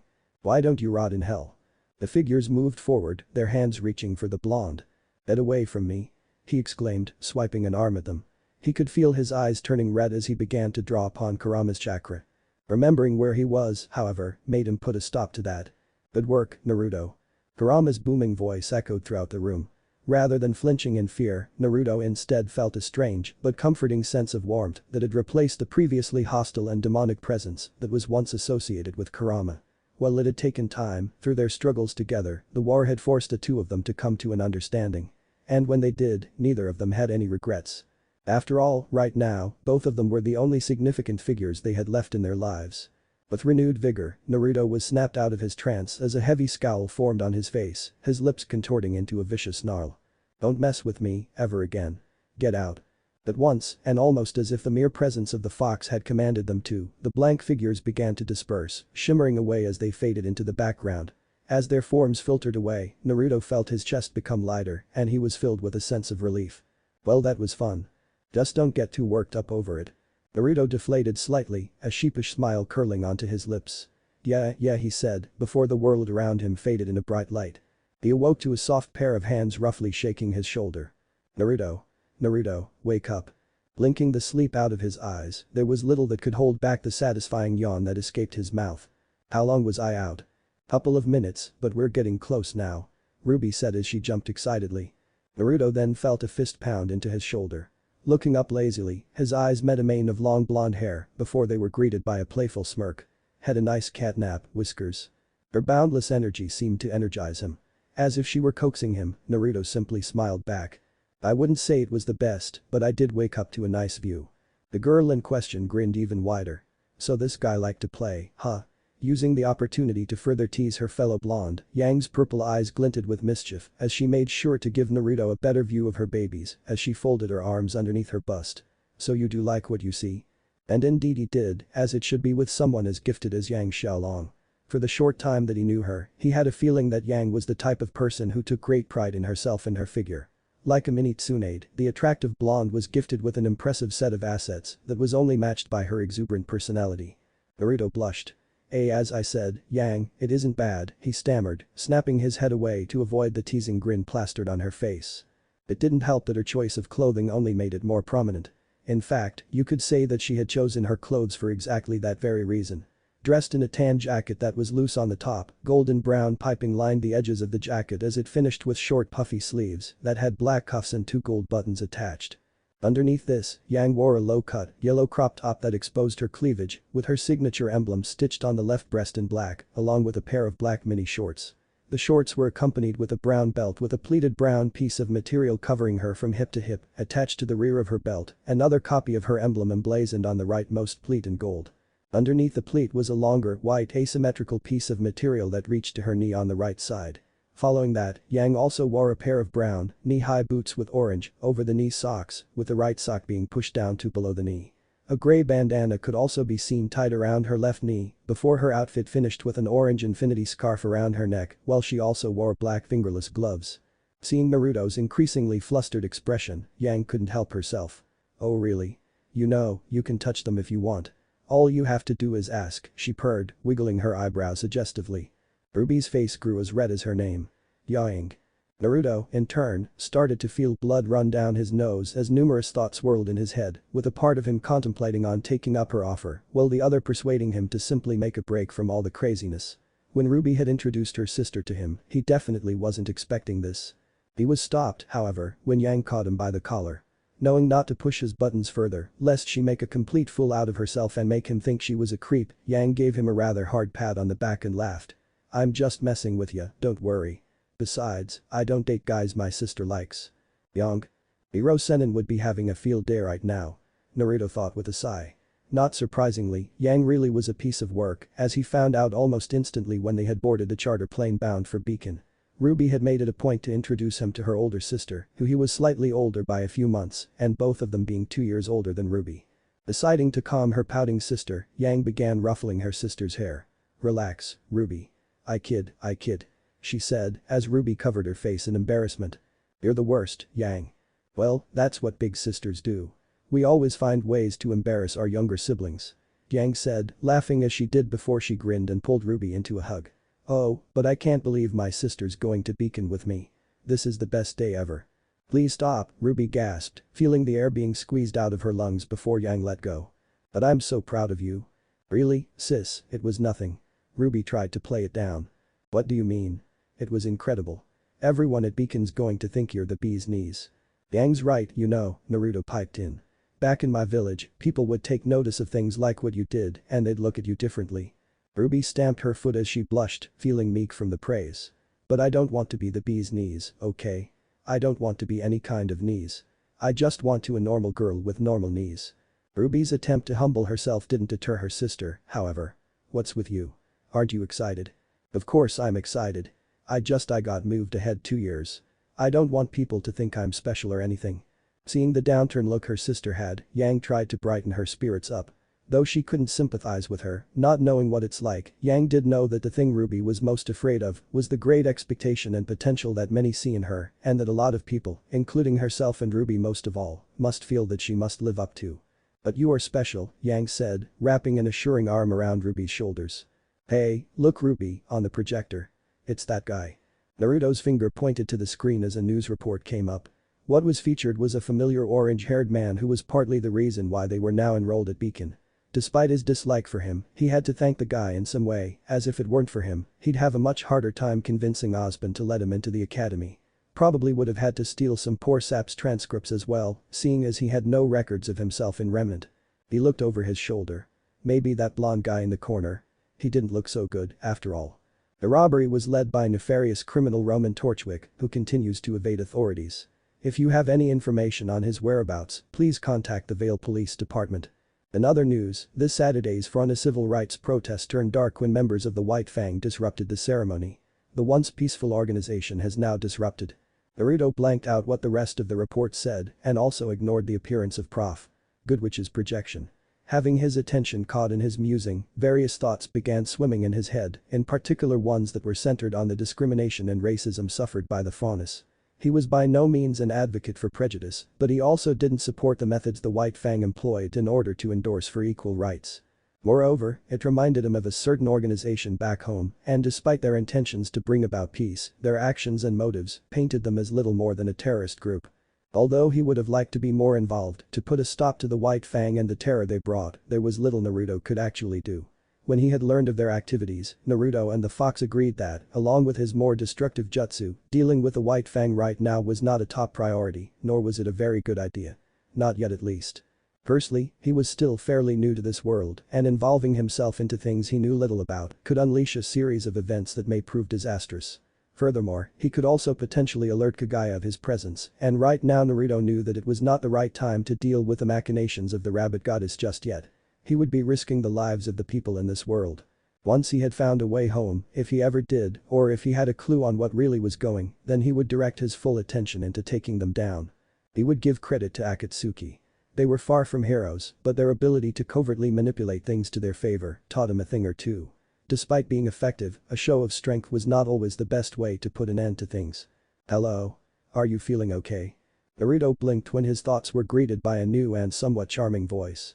He noted how pleasant it was before he was forced to fight down the blush that threatened his cheeks when he saw how easily the voice matched the equally tall and gorgeous girl in front of him. "Ah, yeah. I'm fine, thanks. I just zone out sometimes," he said, smiling awkwardly. His answer seemed to amuse her as she started to giggle, a light sound that made his heart swoon. "I'm Pura, nice to meet you," she introduced, sticking out a hand. He couldn't help but note that Pura was also quite muscular. "Naruto Uzumaki," he replied, returning the gesture as he tried his hardest not to stare. It took a great deal for him to control himself, as not only was she very attractive, but the bed of red hair on her head truly captivated him. Not one person he knew had hair like that, except maybe his mother, but to compare both of them would be unfair. Like Yang was a striking image of Tsunade, Pura was that to Kushina Uzumaki, both possessing the same fiery red locks that was equal part striking as it was beautiful. Add to the fact that her clothes made her look like a warrior, with her top looking like a strapless bronze cuirass, along with a black miniskirt and bronze greaves and boots. It only seemed to make her even more attractive in his eyes. Naruto coughed. "So, what brings you to Beacon?" he asked, trying to sound as friendly as possible so as to not weird her out. There were no romantic undertones in his choice of words, he only wanted to get to know the girl, seeing as she was the one who struck up a conversation with him. Thankfully, Pura didn't appear to be unnerved. "I want to be a huntress, so I thought that applying to Beacon would be the best choice for me," she replied easily. "And you? What made you choose Beacon?" "Funny story about that actually," Naruto laughed. "You know that guy on the screen before, Roman Torchwick? Me and my friend ran into him the other day, but he's as slippery as they say he is. Lucky for us though, Prof. Goodwitch was there on the scene, and after that whole fiasco she brought us to Prof. Osborne, who invited us to Beacon." "Wow, that's quite a story," Pura admitted. "Yeah, to be honest, I wasn't expecting it either." Naruto grinned. "So where is this friend of yours? Is she here with us now?" "You know what, I actually don't know. She was just here with her sister," Naruto confessed, turning his head around as he tried to spot a familiar shade of yellow and black. They had been standing beside him this whole time, where could they have wandered off to now? "I think I did see them, but they walked off when you were daydreaming." Pura giggled. "But it's fine, I have a feeling it wouldn't be too difficult to find them when we land. We will all be heading to the induction ceremony when we arrive at Beacon," she said, before she pursed her lips. She stopped. Naruto noted she looked apprehensive, like she was afraid of what she was going to say next. "What's wrong?" he asked. "Do you mind if I accompany you in the meantime?" Naruto felt his heart skip a beat. "Oh, this is going to be good." Yeah. That's fine, absolutely. I'd be glad to." Other than hanging out with Pura, the ride to Beacon had been admittedly uneventful. Not that he didn't mind though, as not only did it give Naruto some peace and quiet, he also had the benefit of having an absolute babe to keep him company. It was refreshing, to say the least, that he had the chance to kick back and relax, to take his mind off his troubles for once. Gods know he needed it anyway. Despite his initial shyness, he quickly found that Pura was actually very nice and easy to talk to. Other than her, Ruby and Yang, there weren't many other people Naruto would really consider as friends. Well, he had been in Remnant for a couple of months now, other than the three of them there wasn't anyone else that he really had any meaningful conversation with. Not because he had been avoiding people, but his previous line of work didn't really afford the chance to chit-chat with his employers. Not only that, but he also didn't tend to stick around in one place for too long. "Hey Ruby." "Yang." Naruto waved before he ran up to the two girls. Their already bright faces lighted up even more when they saw him. "You done daydreaming now, Whiskers?" Yang teased. You know, you look kinda cute when you're all serious and stuff. Yang. Stop trying to flirt with Naruto. Ruby chided. I see your friends are very lively, Purah stated, having caught up to them. Are you Ruby? Yup. Ruby said, before she was hit by a sudden familiarity. She scrunched her face as she tried to pinpoint what it was. Sorry, but what was your name again? I think we've met before, I remember seeing you somewhere. Ruby, that's Purah Nikos. You know, the invincible girl.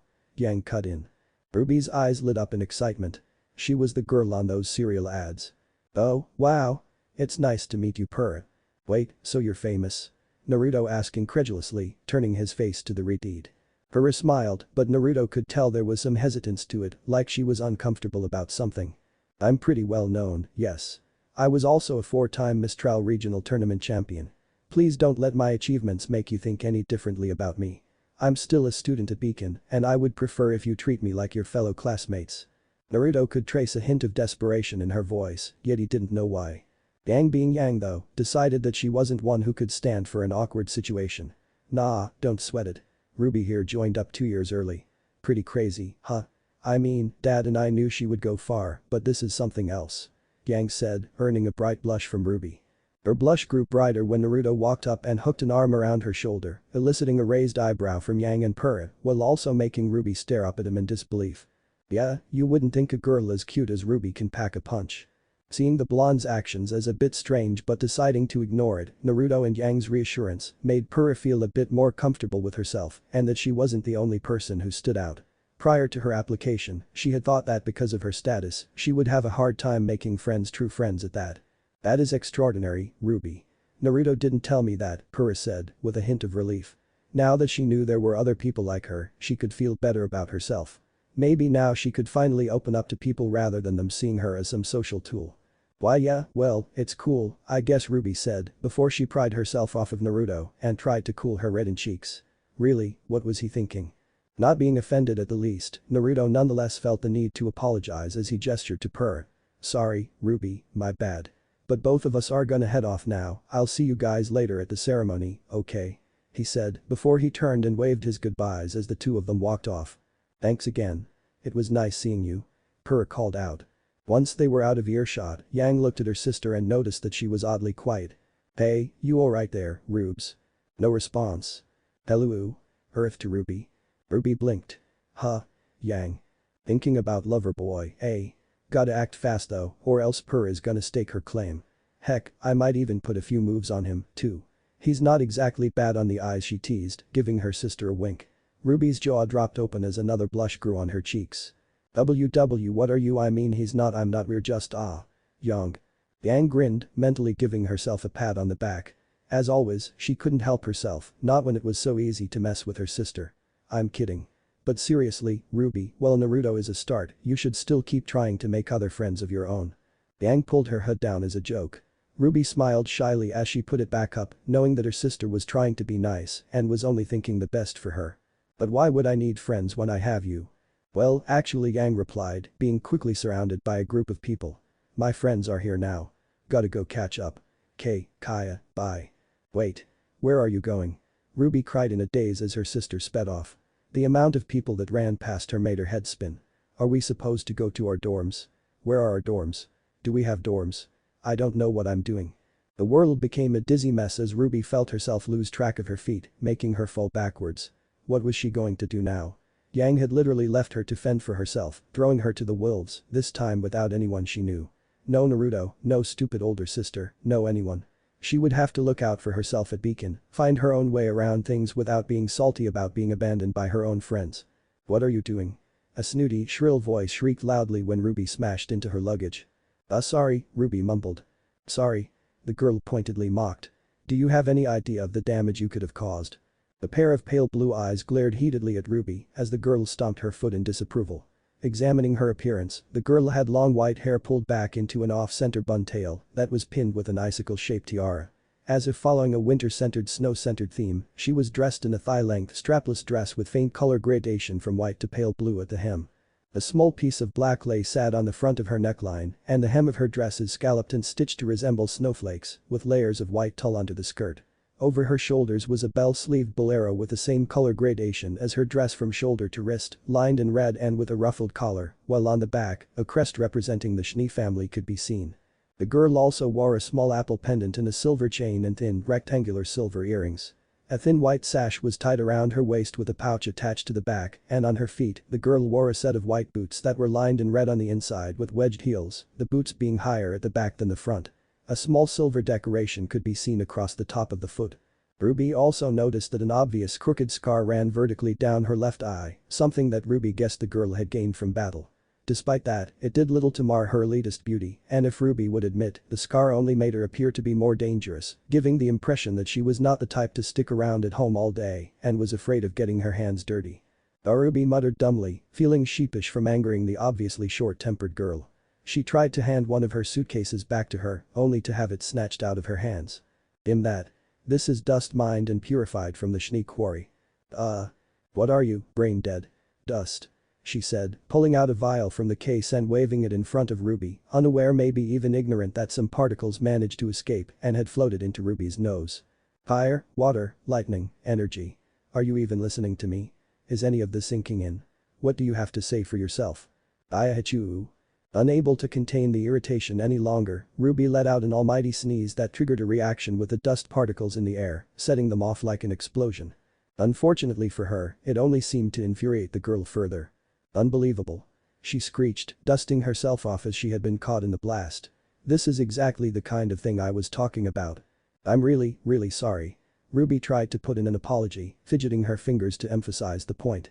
Her eyes wouldn't dare look up at the yelling, angry girl as they were drawn to the ground, like it was the most interesting thing in the world. Ruby heard a scoff. Ugh. You complete dolt. What are you even doing here? Aren't you a little young to be attending Beacon? Well, I am. This isn't your ordinary combat school. It's not just sparring and practice, you know. We're here to fight monsters. So watch where you're going. Starting to get fed up with the crabby girl's pointed insults, Ruby could feel the irritation slipping in when her eyes narrowed and she bit back furiously. Hey, I said I was sorry, princess. It's Eris, actually. Ruby turned and was amazed when her eyes landed on a girl who almost took her breath away. Weiss Schnee, heiress to the Schnee Dust Company, one of the largest producers of energy propellant in the world. Finally, some recognition. Weiss said haughtily, a smug grin on her face. It felt good when people recognized greatness in front of them, unlike some people. But the other girl wasn't finished. The same company infamous for its controversial labor forces and questionable business partners. Ruby started giggling when she saw Weiss' reaction as her face morphed from one of self-satisfaction to anger once again. Taking a look at the other girl, though, she could tell that she was serious about what she said, like she had intimate knowledge about some of the Schnee company's shady practices. Taking a closer look at her, the girl's long black hair and piercing amber eyes tied with her appearance as a refined beauty. A large bow sat on the top of her head and Ruby could swear that she saw it twitch ever so slightly. Purple eyeshadow done in a cat's eye style further accentuated her feline-like theme. Seeing her clothes, she was dressed in a black button vest with coattails and a single silver button on the front. Underneath this was a white, sleeveless, high-necked crop undershirt that exposed some of her stomach and belly button, along with white shorts that had a zipper on the front of each leg. She also wore black low-heeled boots and full stockings with a color gradation of black to purple at her ankles, her emblem visible on the outside of both thighs just below her shorts in white. On her left arm is a detached sleeve with a silver cuff around her bicep, while black ribbons were wrapped around both forearms. A small, loose scarf was wrapped around her neck and Ruby had caught sight of a gray, magnetic backpack strapped onto her back that was hidden by her hair. All in all, if one were to say that Yang was a bombshell, a jaw-dropper, this girl would be more of a sophisticated and out-of-your-league type of beauty. Weiss scowled heavily, offended at the blatant insult to her family and their reputation. What, how dare? The nerve of. Ugh. Finding herself tongue-tied, Weiss decided that she would not tolerate the insolence any longer. It was unbecoming of her, after all, as a lady, and she would not lower herself to these people who obviously were only here to spite her. I promise I'll make this up to you. Ruby exclaimed, feeling a bit guilty as she watched Weiss storm off. Her shoulders slumped. I guess I'm not the only one having a rough first day. So what's? She stopped when she found that the other pale-skinned girl had disappeared. Ruby sighed as she sank to the floor, muttering, "Welcome to Beacon," as she began to feel sorry for herself for being left alone once again. She felt like blaming herself. If she hadn't been so socially awkward, maybe things wouldn't have turned out like this. The truth was that Ruby had always had a problem with meeting new people, mostly because she was afraid of leaving a bad impression. Now that she had the chance to try to make new friends, unlikely as it was with Weiss, in the end, Ruby knew she blew it all completely. Heck, it was so bad even that blonde guy who was throwing up on the ship was probably having better luck than her. Hey. Ruby opened her eyes when she heard someone approach her. Casting her gaze up, she saw a teen with a mop of blonde hair, although she could tell it wasn't Naruto. "I'm John," he introduced, extending his hand to help her up. Feeling a bit nervous, she hesitantly took it. "Ruby," she replied back. "Speak of the devil. Aren't you the guy that threw up on the ship?" Naruto groaned. Maybe leaving those two behind wasn't such a good idea. "Naruto, are you sure we're heading in the right direction?" Pura began, voicing her doubts. They had been wandering around the school for little more than half an hour by now. "Hey, they don't call me the most unpredictable ninja for nothing. We'll get there in time, don't you worry," Naruto assured as he gave her a thumbs up. Pura giggled. "Alright, lead the way, almighty leader." The two of them walked around for a few more minutes before they spotted a congregation of people gathered in what looked to be an auditorium. "Yes, this is it," Naruto said, almost sighing in relief as they joined in. "Hey. Naruto. You took your sweet time." Naruto had a smile grow on his face when he saw Yang waltz up to him. "Oh, hey. Nice to see you again, Pura." "Hello again." Pura returned with a small wave. "So have you guys seen Ruby?" "Huh? Oh no. Wasn't she with you?" Naruto questioned. "Yeah, about that." Yang rubbed the back of her head. "You see, oh. Ruby. Over here. I saved you a spot." Naruto and Pura blinked in surprise when they saw a clearly annoyed-looking Ruby stomp over and promptly glared daggers at her older sister. Pura smiled. "Hello Ruby. How has your first day been?" she asked innocently. Ruby scoffed. "You mean since Yang and Naruto ditched me and I exploded, right? Yeah, it's going absolutely wonderful." She rolled her eyes. "Yikes. Meltdown already?" Yang cringed. "And you said you exploded," Naruto pointed out. Ruby frowned. "Yeah, I literally blew up a hole in front of the school. Then there was a fire and I think there were some ice." Okay. You're joking, right?" "Ugh, I wish. I tripped on some crabby girl's luggage. And then she yelled at me. And then I sneezed. And then I exploded. And then she yelled again. And I felt really, really bad. And I just wanted her to stop yelling at me." "You?" Ruby jumped in fright when she heard Weiss sneak up behind her. She felt a pit form in her stomach. Weiss had definitely heard all that. "Oh no, it's happening again. You're lucky we didn't get blown off the side of the cliff." Yang and Pura looked shocked. "Geez, Ruby, what's up with that?" Naruto asked, essentially voicing their thoughts. "It was an accident. It was an accident," Ruby claimed. Heck, as far as she knew, it was actually Weiss's fault in the first place. If she hadn't been waving around that vial of dust, she would never have sneezed and it wouldn't have ever turned out like this. Weiss scowled. "You really want to start making things up to me?" she asked. "Absolutely." Weiss reached into her pocket and pulled out a brochure. "Read this and don't ever speak to me again." Yang and Naruto were about to retort to defend their sister friend respectively when instead Pura beat them to it. "I think both of you got off on the wrong foot. Maybe you two should start over and try to be friends." Weiss scoffed. "Yeah. And we can paint wait, Pura Nikos." "Hello." Pura waved. The ham coughed lightly, a voice that came from a microphone. "I'll keep this brief." All five of their attentions were then drawn to the front as a silver-haired man and a blonde woman both stepped onto the podium. "Professor Osborn," Naruto thought as he stared at the man. He noted the headmaster's face had an illegible look, his gaze cast over his students as if he were studying them all at once. What unnerved him, however, was the way Osborn had moved his eyes over directly at both him and Ruby, as if he did it intentionally. If Naruto were to be honest, he had found that a tad uncomfortable, yet also it made sense a bit.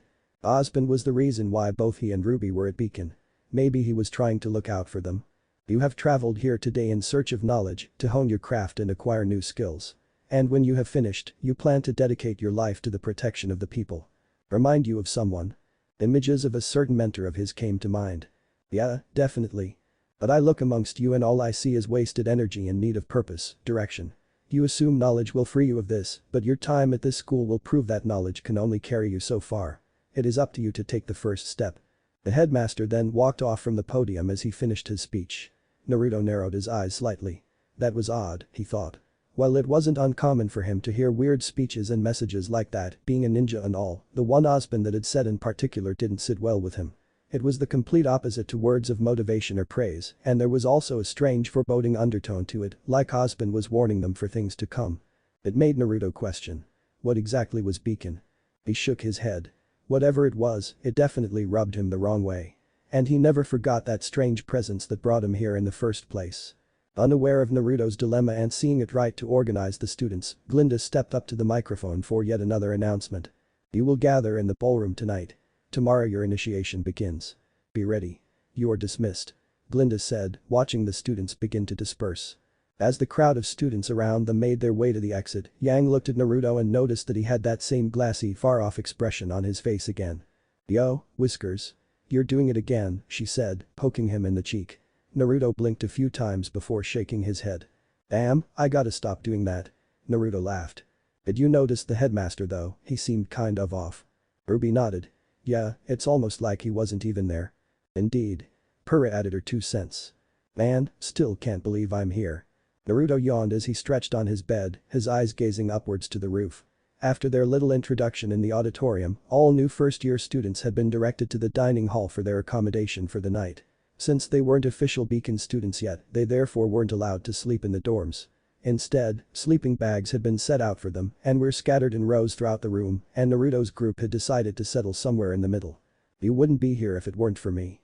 By now we'd still probably be wandering around in the wilderness like lost sheep because of your stupidity. Hey, you're the one who said we should keep contact with people to a minimum. Currently, the blonde was dressed in his pajamas, a pair of orange shorts and a black t-shirt with the Uzumaki symbol emblazoned in white on it as he lay on his sleeping bag situated between Ruby and Purah. And you still can. We're only here to investigate that strange energy. Maybe even that professor since he seems to know more than he lets on. But even though we're in this school, it doesn't mean you have to be friends with anyone. And you've obviously already failed in that regard. Well, it's not my fault people are attracted to my magnetic personality. Naruto grinned.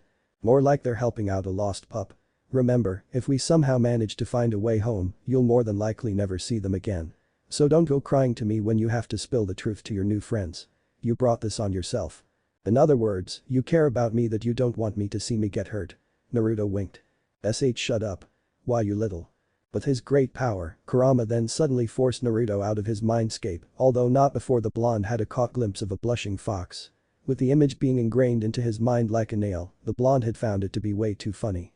Unable to control himself any longer and also feeling his whole body begin to tremble, Naruto's mouth burst open as a loud, uproarious laughter caused him to double over. Hey Naruto, why are you laughing? Yang asked, confused, as the 3 girls watched Naruto hold his sides and roll around in his sleeping bag. Like the others, she was dressed in her own pajamas, which was an orange tank top with her emblem on the front in red and black boy shorts. Huh? Oh don't worry, I just thought of a really funny joke, he replied between breaths. Okay. You know you're weird, right? She asked rhetorically. Even though you have nice boobs doesn't mean what you say is true. All 3 of them blushed a bit from the indirect yet slightly perverted compliment before Yang left her fellow blonde to his own devices as she crashed into her own bed and looked at her sister, who was writing in a little notebook. It's like a big slumber party. I don't think Dad would approve of all the boys, though, Ruby added. Her pajamas consisted of a black tank top with a heart-shaped Beowulf design on the chest and white long pants with pink roses as decoration. She also had a black sleeping mask with triangular red eyes sitting at the top of her head. Staring at some of the boys, Yang smirked. I know I do, she purred. She cringed a bit though when she saw Vomit Boy walk past. To tell the truth, John wasn't exactly bad looking, alright. He just didn't fit her type. Purah, however, was staring fleetingly at John with interest. So whatcha doing, Rubes? Yang asked, looking at the little book she was writing in. The letter to the gang back at Signal, Ruby replied. I promised to tell them all about Beacon and how things are going. Oh, that's so cute. Ruby threw a pillow at her sister's face. Shut up. I didn't get to take my friends with me to school. It's weird not knowing anyone here. What about Naruto, Purah and John? They're all pretty cool, especially Naruto. Who by the way is actually quite handsome, eh? She teased, bumping her elbow into Ruby a little. Yang whispered the last part into her sister's ear so that the other blonde wouldn't hear. Ruby blushed. I swear, Yang. But at least you've got a few friends, right? Yang interrupted her. That's a 300% increase. I'm pretty sure Weiss counts as a negative friend. Ah, forget about that, she'll come around eventually. You still did pretty good, sis. I see good progress and I barely did anything. Ruby threw another pillow at her face. You still ditched me and I blew up, by the way. Ruby pouted. Yang sighed. Yeah, she definitely messed up on that one. Their dad wouldn't be too happy either if he found out she left Ruby behind with her friends. Being the youngest in the entire school, he had asked Yang specifically to look out for her on the first day as her big sister since Ruby didn't know anyone. What Yang did basically amounted to abandoning her. Look, it's only been one day. Trust me, you've got friends all around you. You just haven't met them yet.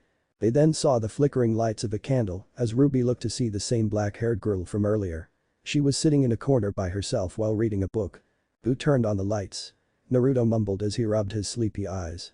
Apparently, he had managed to control himself and both he and Purah had fallen asleep. That girl, Ruby began. You know her? Yang asked. Ruby shook her head. Not really.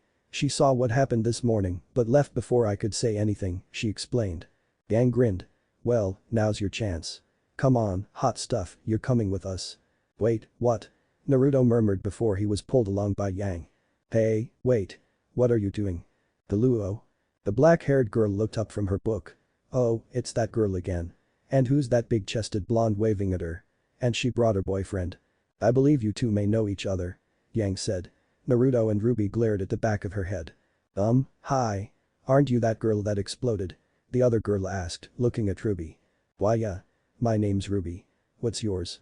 She replied, about to offer her hand to shake before she pulled back when the other girl went back to her book. Naruto frowned, crossing his arms. Hey, she's talking to you, you know. Ruby's just trying to be nice. What's your problem, huh? He said, defending his friend. He absolutely hated it when someone rebuked you when you literally did nothing wrong. Growing up alone without friends or family made him resent that. The black-haired girl looked up to send a heated glare at Naruto. Really, they couldn't take the hint. Sighing in frustration and the fact these annoying people won't leave despite her making it clear that she wasn't interested, she lowered her book and decided to indulge in them so they could finally leave her alone. I'm Blake, she answered bluntly. Naruto noticed the way her bow twitched. Well, Blake, I'm Yang. Ruby's older sister. Yang introduced cheerfully. I like your bow. Thanks. It goes great with your pajamas. Right. Am I seeing things? I swear to whatever deity these people worship that I'm speaking to Sasuke. Kurama snickered. Well, we know how much of an unhealthy obsession you had with that guy. You'll probably be the same oblivious idiot who'll fall head over heels with her, he teased. By the way, Remnant worships this deity called Down. Or did you forget those religious fanatics who tried to kill you when you mentioned Kami? Oh yeah, doesn't matter anyway. I was never that religious. And to his relief as well. Well, he didn't discriminate since he was in fact part of the same religion the majority of the elemental countries followed. He couldn't imagine people like those guys who wanted to build a literal wall just because you had a different religion. Not only that, they were also planning on bombing a whole nation so they could endorse themselves as the dominant superpower in the world. What was up with that? Anyway, that was the end of that line of thinking. Funnily enough, he couldn't actually voice these thoughts because it was such a sensitive topic here in Remnant. You don't want to make the people mad. Yeah, I know. Nice night, don't you think? Yang asked awkwardly as she tried to make something out of this conversation. Blake sighed. Yes, it's lovely, she said dryly. Almost as lovely as this book. His Sasukdar was going off the charts. Kurama, what does the scouter say about her power level? It's over 9,000. But I will continue to read. The sisters kept smiling. As soon as you leave. Naruto palmed his face. Yeah, this girl's a lost cause, Yang finished. Ruby slumped in defeat. What's it about? Naruto abruptly asked. Blake's eyes widened slightly. Huh? She said, dumbly. Naruto nudged his head. Your book. What's the title? Well, Blake started. She decided to give the blonde a brief summary since he was being pushy. It's about a man with two souls, each fighting for control over his body. Naruto almost jumped in disbelief. Kurama saw the irony in it all. That is absolutely rich. You're kidding. That actually sounds really interesting, Naruto slowly admitted. Blake picked up the slight hitch in his voice, like he was familiar with what she said. Have you read this book before? She asked, genuinely curious. Her smooth, sweet voice tickled his ears. Naruto was surprised at how pleasant it was. See, can't say I have, no. But I'd like to read it sometime, Naruto stated, blushing as those kinds of thoughts came to his mind. Now getting a good look at her, he had a slight feeling of nostalgia when he saw what were probably her pajamas. It consisted of a black long-sleeved yukata with white edging over a purple undershirt and a matching skirt. A black obi was wrapped around her waist and was tied with a black and white string. All things considered, her whole appearance reminded him of home. He also couldn't help but note that she was also really pretty. Wait, where the hell did that come from? Bullseye. Kurama thought. I love reading, too. Ruby shyly said. Yang used to read to me every night before bed. Stories of heroes and monsters, they're one of the reasons I want to be a huntress. Lake rolled her eyes. Why is that? Hoping you'll live happily ever after? I'm hoping we all will. When I was a girl, I wanted to be just like those heroes in the books. Someone who fought for what was right and who protected people who couldn't protect themselves. Naruto smiled. Guess I found a female mini-me. That's very ambitious for a child, Blake admitted. Unfortunately, the real world isn't the same as a fairy tale. Well, that's why we're here, to make it better. Oh, I'm so proud of my baby sister. Yang said as she wrapped her little sister in a tight hug. Ruby felt her cheeks grow hot when she saw Naruto give her a wink and a thumbs up. Stupid Yang and her stupid boobs and her stupid teasing. Cut it out. Ruby cried before bonking her sister on the head. She then started to tussle and wrestle with her older sister as Yang refused to let go. Stop it, you two. Naruto said as he brought his hands up. Kage Bunshin no Jutsu. Ruby felt herself be torn from her sister and saw the same happen with Yang by two familiar mops of blonde hair. Oh yeah, she forgot that Naruto's semblance allowed him to clone himself. Now that she thought about it, with the number of clones she saw him make the last time, his ability was actually quite powerful. Lake, meanwhile, looked on in shock when she realized that she and Naruto shared a very similar semblance. It piqued her interest. Sorry, I didn't catch your name before. Blake asked, still astonished. Naruto grinned. My name's Naruto Uzumaki, the coolest and most awesome huntsman to ever exist. Hey. That's my line, blondie. Yang snapped angrily as the clone holding her popped out of existence. Naruto raised an eyebrow. What the? You're blonde too? He exclaimed. What in the world is going on over here? Don't you realize some of us are trying to sleep? An angry Weiss trudged irritably towards them before her eyes widened when she recognized Ruby. Oh, not you again. Both she and Yang yelled simultaneously. SHH. Guys, she's right. People are trying to sleep. Ruby said in an attempt to placate things before they got out of hand again. It wouldn't do well on any of their records if they got told off on the first day by one of the professors, most notably if the professor was someone as scary as Glinda Goodwitch. Weiss snorted. So now you're on my side. Weiss, I swear, you coming here just made things worse, Naruto said as he rubbed the bridge of his nose to calm the headache he knew was beginning to grow. Excuse me? What is that supposed to mean? Are you saying that this is my fault? How dare you? We were perfectly fine until you showed up. And I was always on your side, Weiss. Ruby added. Yeah, what's your problem with my sister? She's only trying to be nice. Yang asked fiercely. I can't believe all of you. And Ruby is a hazard to my health. Weiss replied indignantly. Fed up with their bickering, Blake decided that she had enough. Lights out, kids, she said, before extinguishing the light from her candle. The new day started off with a high. Upon awakening, each of the new students knew that today was the day to make it or break, either to succeed at Beacon and become a huntsman or to fail and try to find another path to their dreams. Unfortunately for them, there were no second chances, just like out in the field.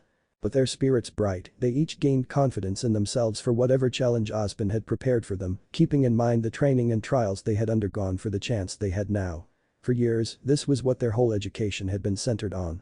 Their teachers had painstakingly engraved to them the necessary skills from their previous academies, and today, they were finally going to be put to use. There was nothing more to hide, nothing for them to hold back for, and each of them had no intention now of letting themselves down. So, Purrit, have you given any thought to whose team you would like to be on? I'm sure everyone must be eager to unite with such a strong, well-known individual such as yourself. They were currently in the changing rooms where all new students had stored their belongings the previous night. Despite dreading that she may have to deal with some annoying people, Weiss had awoken feeling hopeful that she could convince the famous Purr and Ikos to team up with her. Besides, she'd be more fitting as a teammate than that rude and idiotic blonde guy whom Purr seemed to like to hang around with. I'm not quite sure. I was planning on letting the chips fall where they may, Purr admitted. Well, I was thinking maybe we could be on a team together, Weiss said. That sounds grand. Great. Hi Purr, Ice Queen. Naruto greeted the two as he stepped up to join them. Unlike his previous jumpsuit, he was now dressed in a black uniform jacket with an orange zipper and buttons on the waist and sleeves. While it couldn't be seen, underneath the jacket was a black mesh undershirt that served as a form of light armor, while he also had visible orange pants that had a holster of some kind on his right knee. He also wore black sandals and had a red armband that held the Uzumaki crest on his left bicep. Hello again, Naruto. I have no doubt you're ready for what happens next. Purra asked nicely, taking a glimpse of his outfit while Weiss snorted and snapped her head away. Naruto pounded his chest. Ready as I'll ever be, he assured. Any of you two know how teams work around here? I heard rumors the professors are the ones responsible for assigning us to our teams. Purah had a pensive look on her face. I think I've heard similar information myself, although I am not quite sure about the selection process. What I do know is that teams are comprised of 4 students each, so there is a good chance we may be together if we play our cards right, she said, smiling slightly at the idea of being in the same team as Naruto. An amused grin came to his face. 4-man cells, huh? He had to force himself to hold back a laugh. First Ozpin, then the book Blake was reading, and now he found that the team system was another reflection of his past life. It was uncanny how the more things change, the more they stay the same. Well, guess I know who to look out for when we're being picked. Naruto winked, which made Purah giggle. I think you'd make a great leader, Naruto. Off to the side, Weiss began to see that she felt like she was being ignored. Seriously, this was the last thing she wanted and the whole reason why she went to talk to Purah as soon as she could. She knew once the blonde arrived, Purah's attention would be directed more at him rather than her. And Weiss wasn't having that. Seriously, please stop it. Blondie, don't you have Ruby and Yang with you already? Weiss probed. She stared at him skeptically. Naruto shrugged. Purah is a good friend of mine too, so of course I wouldn't mind if we're all together in one team. Why? You jealous you weren't invited to the super awesome ninja club? He wagged his eyebrows mischievously. Weiss huffed. Arg, you're so infuriating. She cried before she turned and left for the designated area for their exams. She'd show him. Weiss swore that she'd prove to Purah in the exam that it was her, Weiss Schnee, and not that stupid Naruto who was better suited to be the redhead's teammate. She'll show that dumb blonde a thing or two. And make him regret ever looking down on her. Don't take it too hard, Weiss. I was joking about the last bit. Naruto called out as he watched her leave. Feeling bad for the way he'd been treating the poor girl, he could only resign to a sigh. He'd do better next time. As the blonde wallowed in his guilt, unknown to him, the fact that he had said that she was one of his closest friends made Purah's chest feel strangely warm. Despite all her talent and achievements, a true friend was no matter how hard she worked something that she could never gain. So to feel like this was what it was like to have an actual meaningful relationship. Not a lot of people could look past her status and they would always see her as this unattainable goal. It made her feel lonely and it was difficult knowing because of that. Purah never really had any real connections with anyone. Thankfully, the familiar voice of a stern blonde-haired woman caused them to break out of their stupor. Would all first-year students please report to Beacon Cliff for initiation? Again, all first-year students report to Beacon Cliff immediately, came the announcement over the PA. Looks like it's go time. Naruto said. Purah nodded her head. Good luck for the both of us. Having gathered at the edge of Beacon Cliff with the rest of the students, Naruto stood straight and ready as he silently waited for the beginning of their exam. Rather than feeling even slightly anxious, he was filled to the brim with confidence, knowing that despite only being limited to shadow clones his strength was still more than enough to handle several packs of Grim. Shifting his eyes to his left then to his right, Naruto smiled when he noticed Ruby was twitching with excitement and when he saw the ear-splitting grin on Yang's face. Since arriving at Beacon, this was probably the happiest he had seen them, especially Ruby, and was glad to know that just like him, the sisters were also itching to get in on the action. Ruby, in particular, was feeling somewhat relieved despite the heavy expectations on her shoulders. Finally, she was doing something she was familiar with and something she knew she was good at. And at least this time, there was no having to talk with random people, no having to try to make friends with strangers, and the best of all, no angry girls yelling at her. Despite making some progress in a few of those regards and was genuinely happy she had Purah, John and Naruto now as friends outside them and Yang she still didn't feel comfortable interacting with anyone else. And as much as she liked them, she still felt much better when it was her side who was doing the talking. As directed, each of the students stood in a line atop single, square-shaped platforms that were separated along the edge of the cliff. If they were to look forward, all they would see were vast stretches of forest that seemed to go on for miles and which no doubt held scores of Grim within. Ozpin coughed before taking a sip out of his mug. Good, he thought, passing his eyes for a moment over two certain teens. All the individuals he had been interested in the most were here. For years, you have trained to become warriors. And today, your abilities will be evaluated in the Emerald Forest, he said, before Glinda decided to step in. Now, I'm sure many of you have heard rumors about the assignment of teams. Well, allow us to put an end to your confusion. Each of you will be given teammates today. What? Orubi groaned softly. These teammates will be with you for the rest of your time here at Beacon. So it is in your best interest to be paired with someone with whom you can work well. A smirk then grew on Ozpin's face, like he enjoyed the downtrodden looks from some of the students. It almost made it seem like he took delight in Ruby's plight. That being said, the first person you make eye contact with after landing will be your partner for the next 4 years. What? Ruby whined, her voice going up a pitch. See? I told you. An orange-haired girl said who stood a few meters away. Naruto had to bark back a laugh when he heard Ruby's voice break. Man, was he cruel, as instead of feeling sympathy for the girl, he instead found it really funny how her demeanor had become sour really quickly. It was like watching somebody take a candy from a baby, only this time he could also see Ruby's metaphorical world literally crumble around her. Naruto then saw her look at him pleadingly, and he could spot a small amount of tears forming in the corner of her eyes. Oh damn, now he felt bad for the girl. Now that he mentioned it, Ruby was actually kind of an introvert. Unlike him, who wanted to make as many friends as possible, annoyingly so, Ruby was the type who would rather keep to herself and to her closest people only, and even then he knew that she wasn't comfortable being around strangers. Wait, how could I be so stupid? His eyes widened as he realized something. Shit, how could he not have seen it sooner? All the signs were there. How could he not know that Ruby had genuine social issues and that forcing her to adapt quickly only made it worse?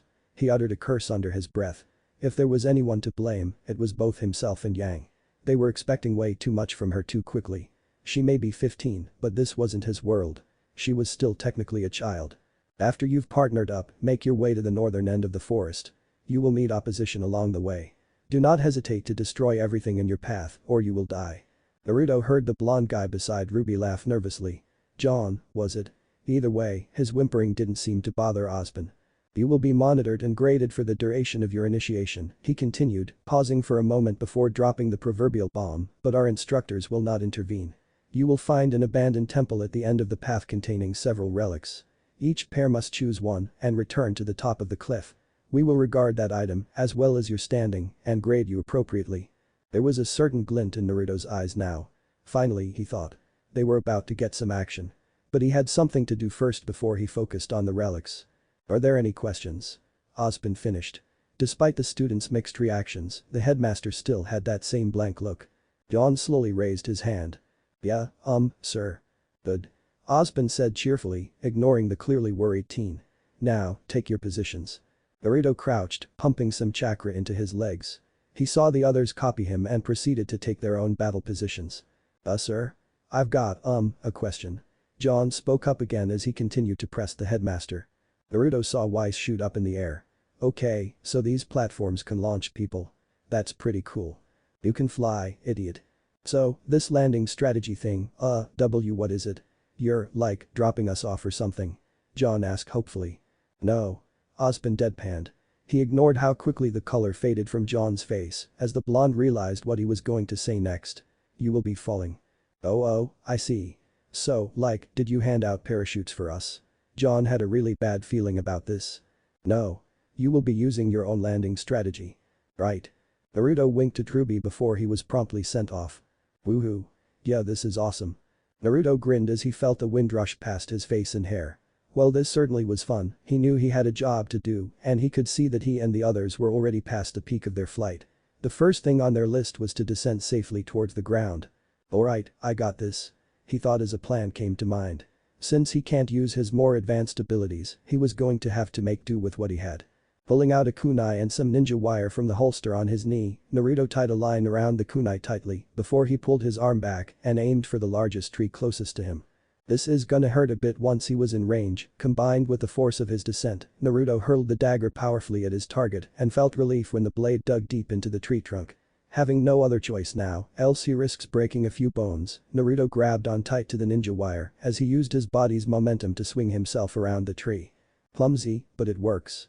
Kurama admitted with a shrug. It fell on deaf ears though as Naruto focused on the task at hand. Unlike Tenten, he wasn't an expert with ninja tools, but he knew enough about them to be able to use them effectively. For example, as a testament to their origin and craftsmanship, ninja wire was renowned for being durable and strong enough to carry the weight of a single person. That was why he always carried a spool on his person, for situations like this, where its versatility could be put to good use, and during times where he couldn't use his clones or jutsu. Not only was it simpler, but it was also most likely a better alternative for what he wanted to achieve. Eventually, Naruto slowed down enough that he was able to stick himself onto the thick bark with his chakra, choosing instead to run out the last vestiges of momentum his body had left. Alright, now where's Ruby? Naruto muttered as he hopped back down to the ground. That went smoother than he thought, not that it mattered to anyone. Examining his surroundings, Naruto looked around and saw nothing but lush greenery. He found himself genuinely comfortable here, while quietly noting the large amounts of natural energy in this place and how closely it resembled home.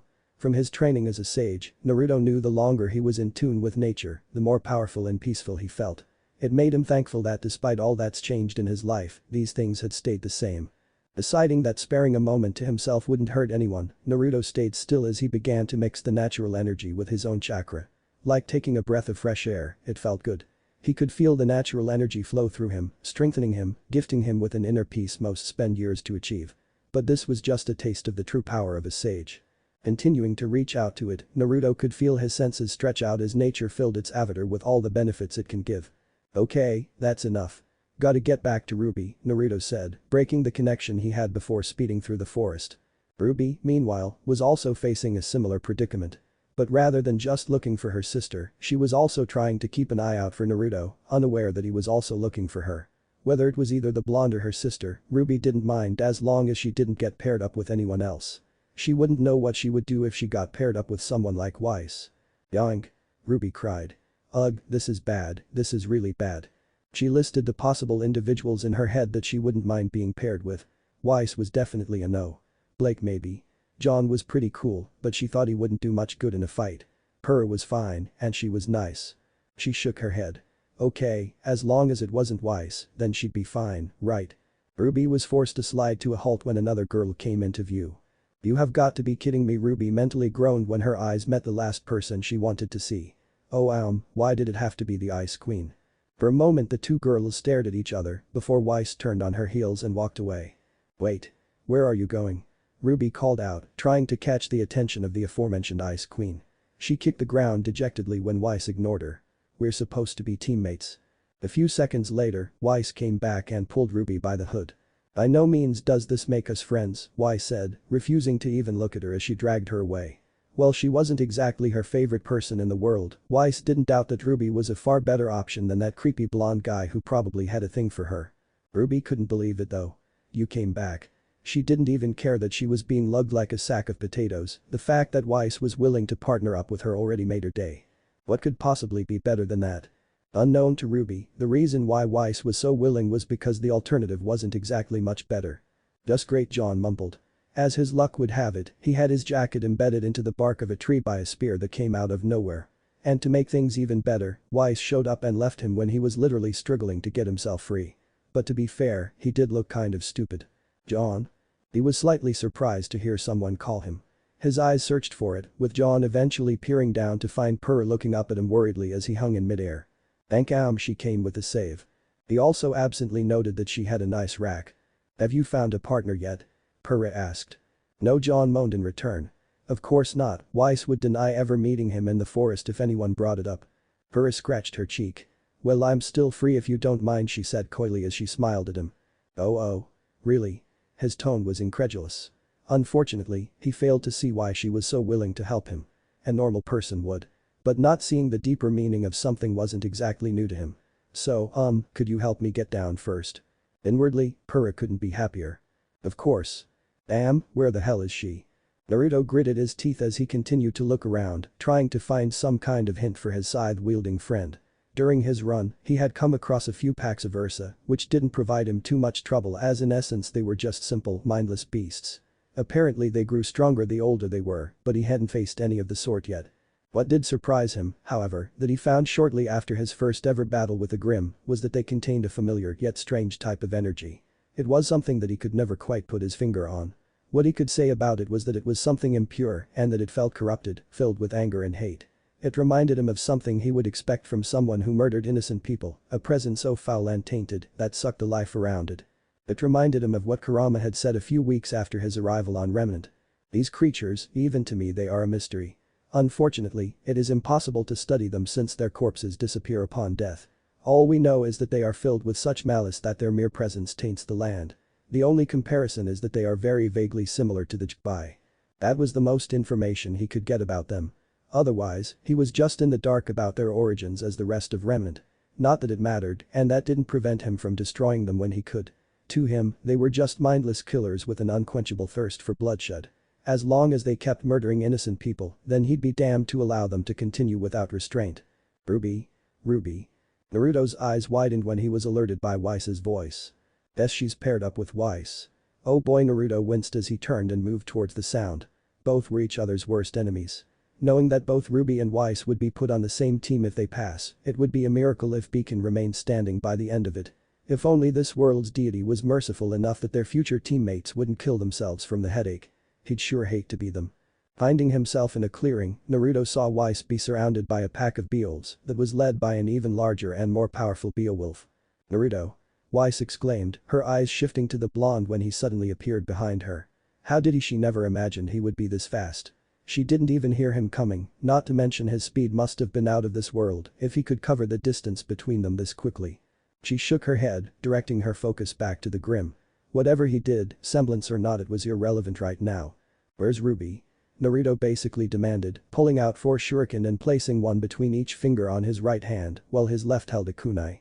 His eyes narrowed when he saw the larger Grim stalk closer to them. I don't know. But I'm not waiting to find out, Weiss replied before she brought her rapier up. She thought back to her training and assumed the correct posture and poise that set her up to attack. Head up, shoulders back, right foot forward, not that forward, slow your breathing, wait for the right time to strike. And now.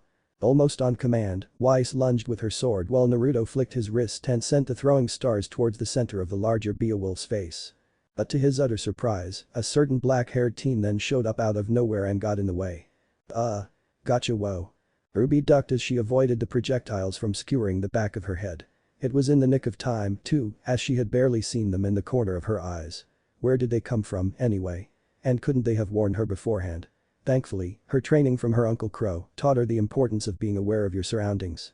It helped for times like these, especially. Otherwise, she'd be as dead as a log if it weren't for her uncle beating it into her head. What the Ruby? Naruto couldn't believe his eyes. If she had been more careless, he could have seriously hurt the girl. Naruto? What was that for?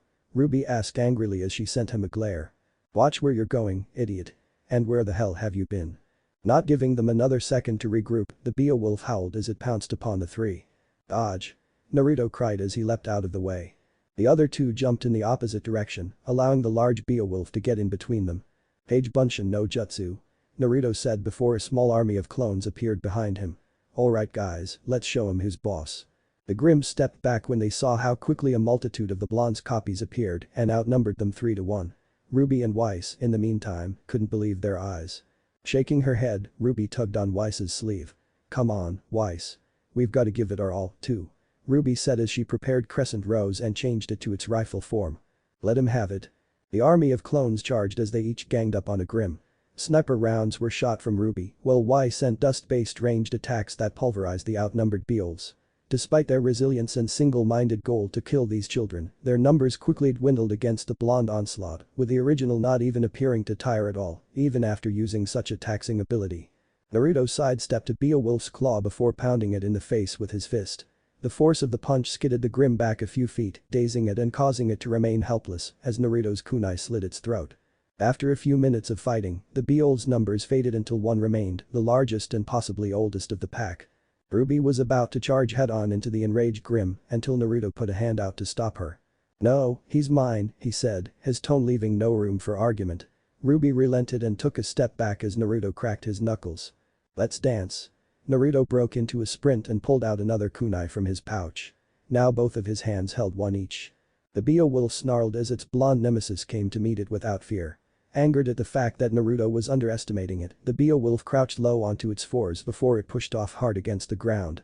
The remaining clones followed the original as several of them tried to impale the Wolf Grimm with their kunai.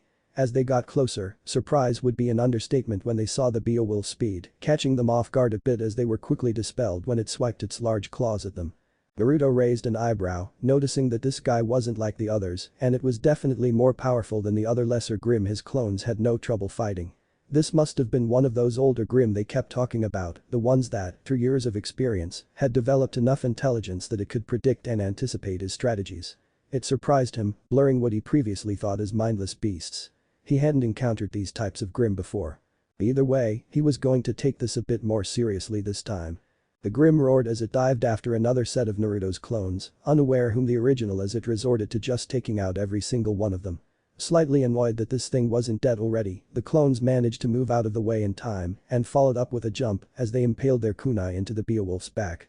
"That should do it," Naruto remarked, twisting his kunai to emphasize the point.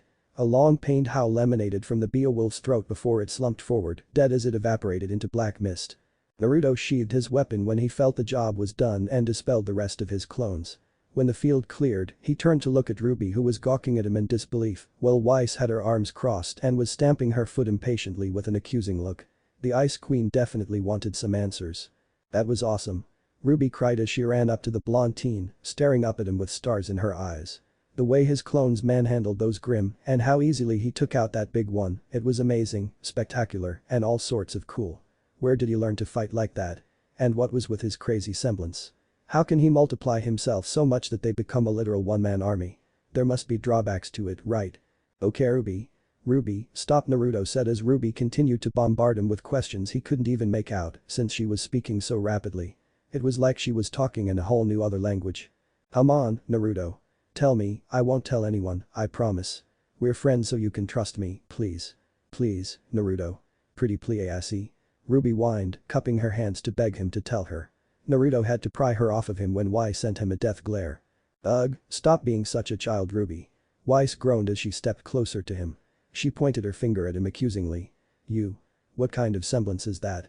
There must be some drawbacks if you can create that many clones of yourself." Naruto had to sigh when Weiss didn't leave any room to argue. "My semblance allows me to create as many copies of myself as long as I have the energy for it. Since it depends on my stamina, I've trained my whole life to conserve as much energy as possible whenever I use my techniques. Other than that, I don't experience anything other than some fatigue, which rarely happens nowadays," he explained, frowning slightly as he returned the look she was sending him. Thankfully, he didn't have to explain himself further as Weiss seemed satisfied with his answer, seeing as she leveled her glare before her same haughty expression reappeared on her face. "Come on, Ruby. We still have to find those relics," Weiss said as she walked back into the woods. Seeing her partner was leaving, Ruby uttered Naruto a goodbye before running after Weiss. Left by himself again, Naruto felt relief when he saw Weiss was willing to somewhat cooperate with Ruby, even though they had come off to a rocky start. She may be rough around the edges, but Naruto knew that deep down Weiss was a genuinely good person who, while she tried to hide it, held her own insecurities and who also did care about what other people think. Someone just had to help her not get too worked up over it. Although it may take time, Naruto had enough faith in Ruby that she would eventually break Weiss out of her shell and let her open up more. Besides, being so uptight all the time was bad for your health and it'd be a shame to waste such a pretty face. Knowing that his job was complete, Naruto looked up and noted that there was still plenty of daylight left. He'd probably been here for about an hour or two and looking for Ruby had distracted him from another crucial part of this exam. He forgot to find a partner. Now where can I find a nice quirky girl around here? What if Naruto finds Kaguya, Otsutsuki and rwby? And thanks for watching my video till the end. If you enjoy this content, then do consider subscribing to my channel and leave a like if you guys need the next part, comment down, and thanks for watching the video and see you guys in the next video.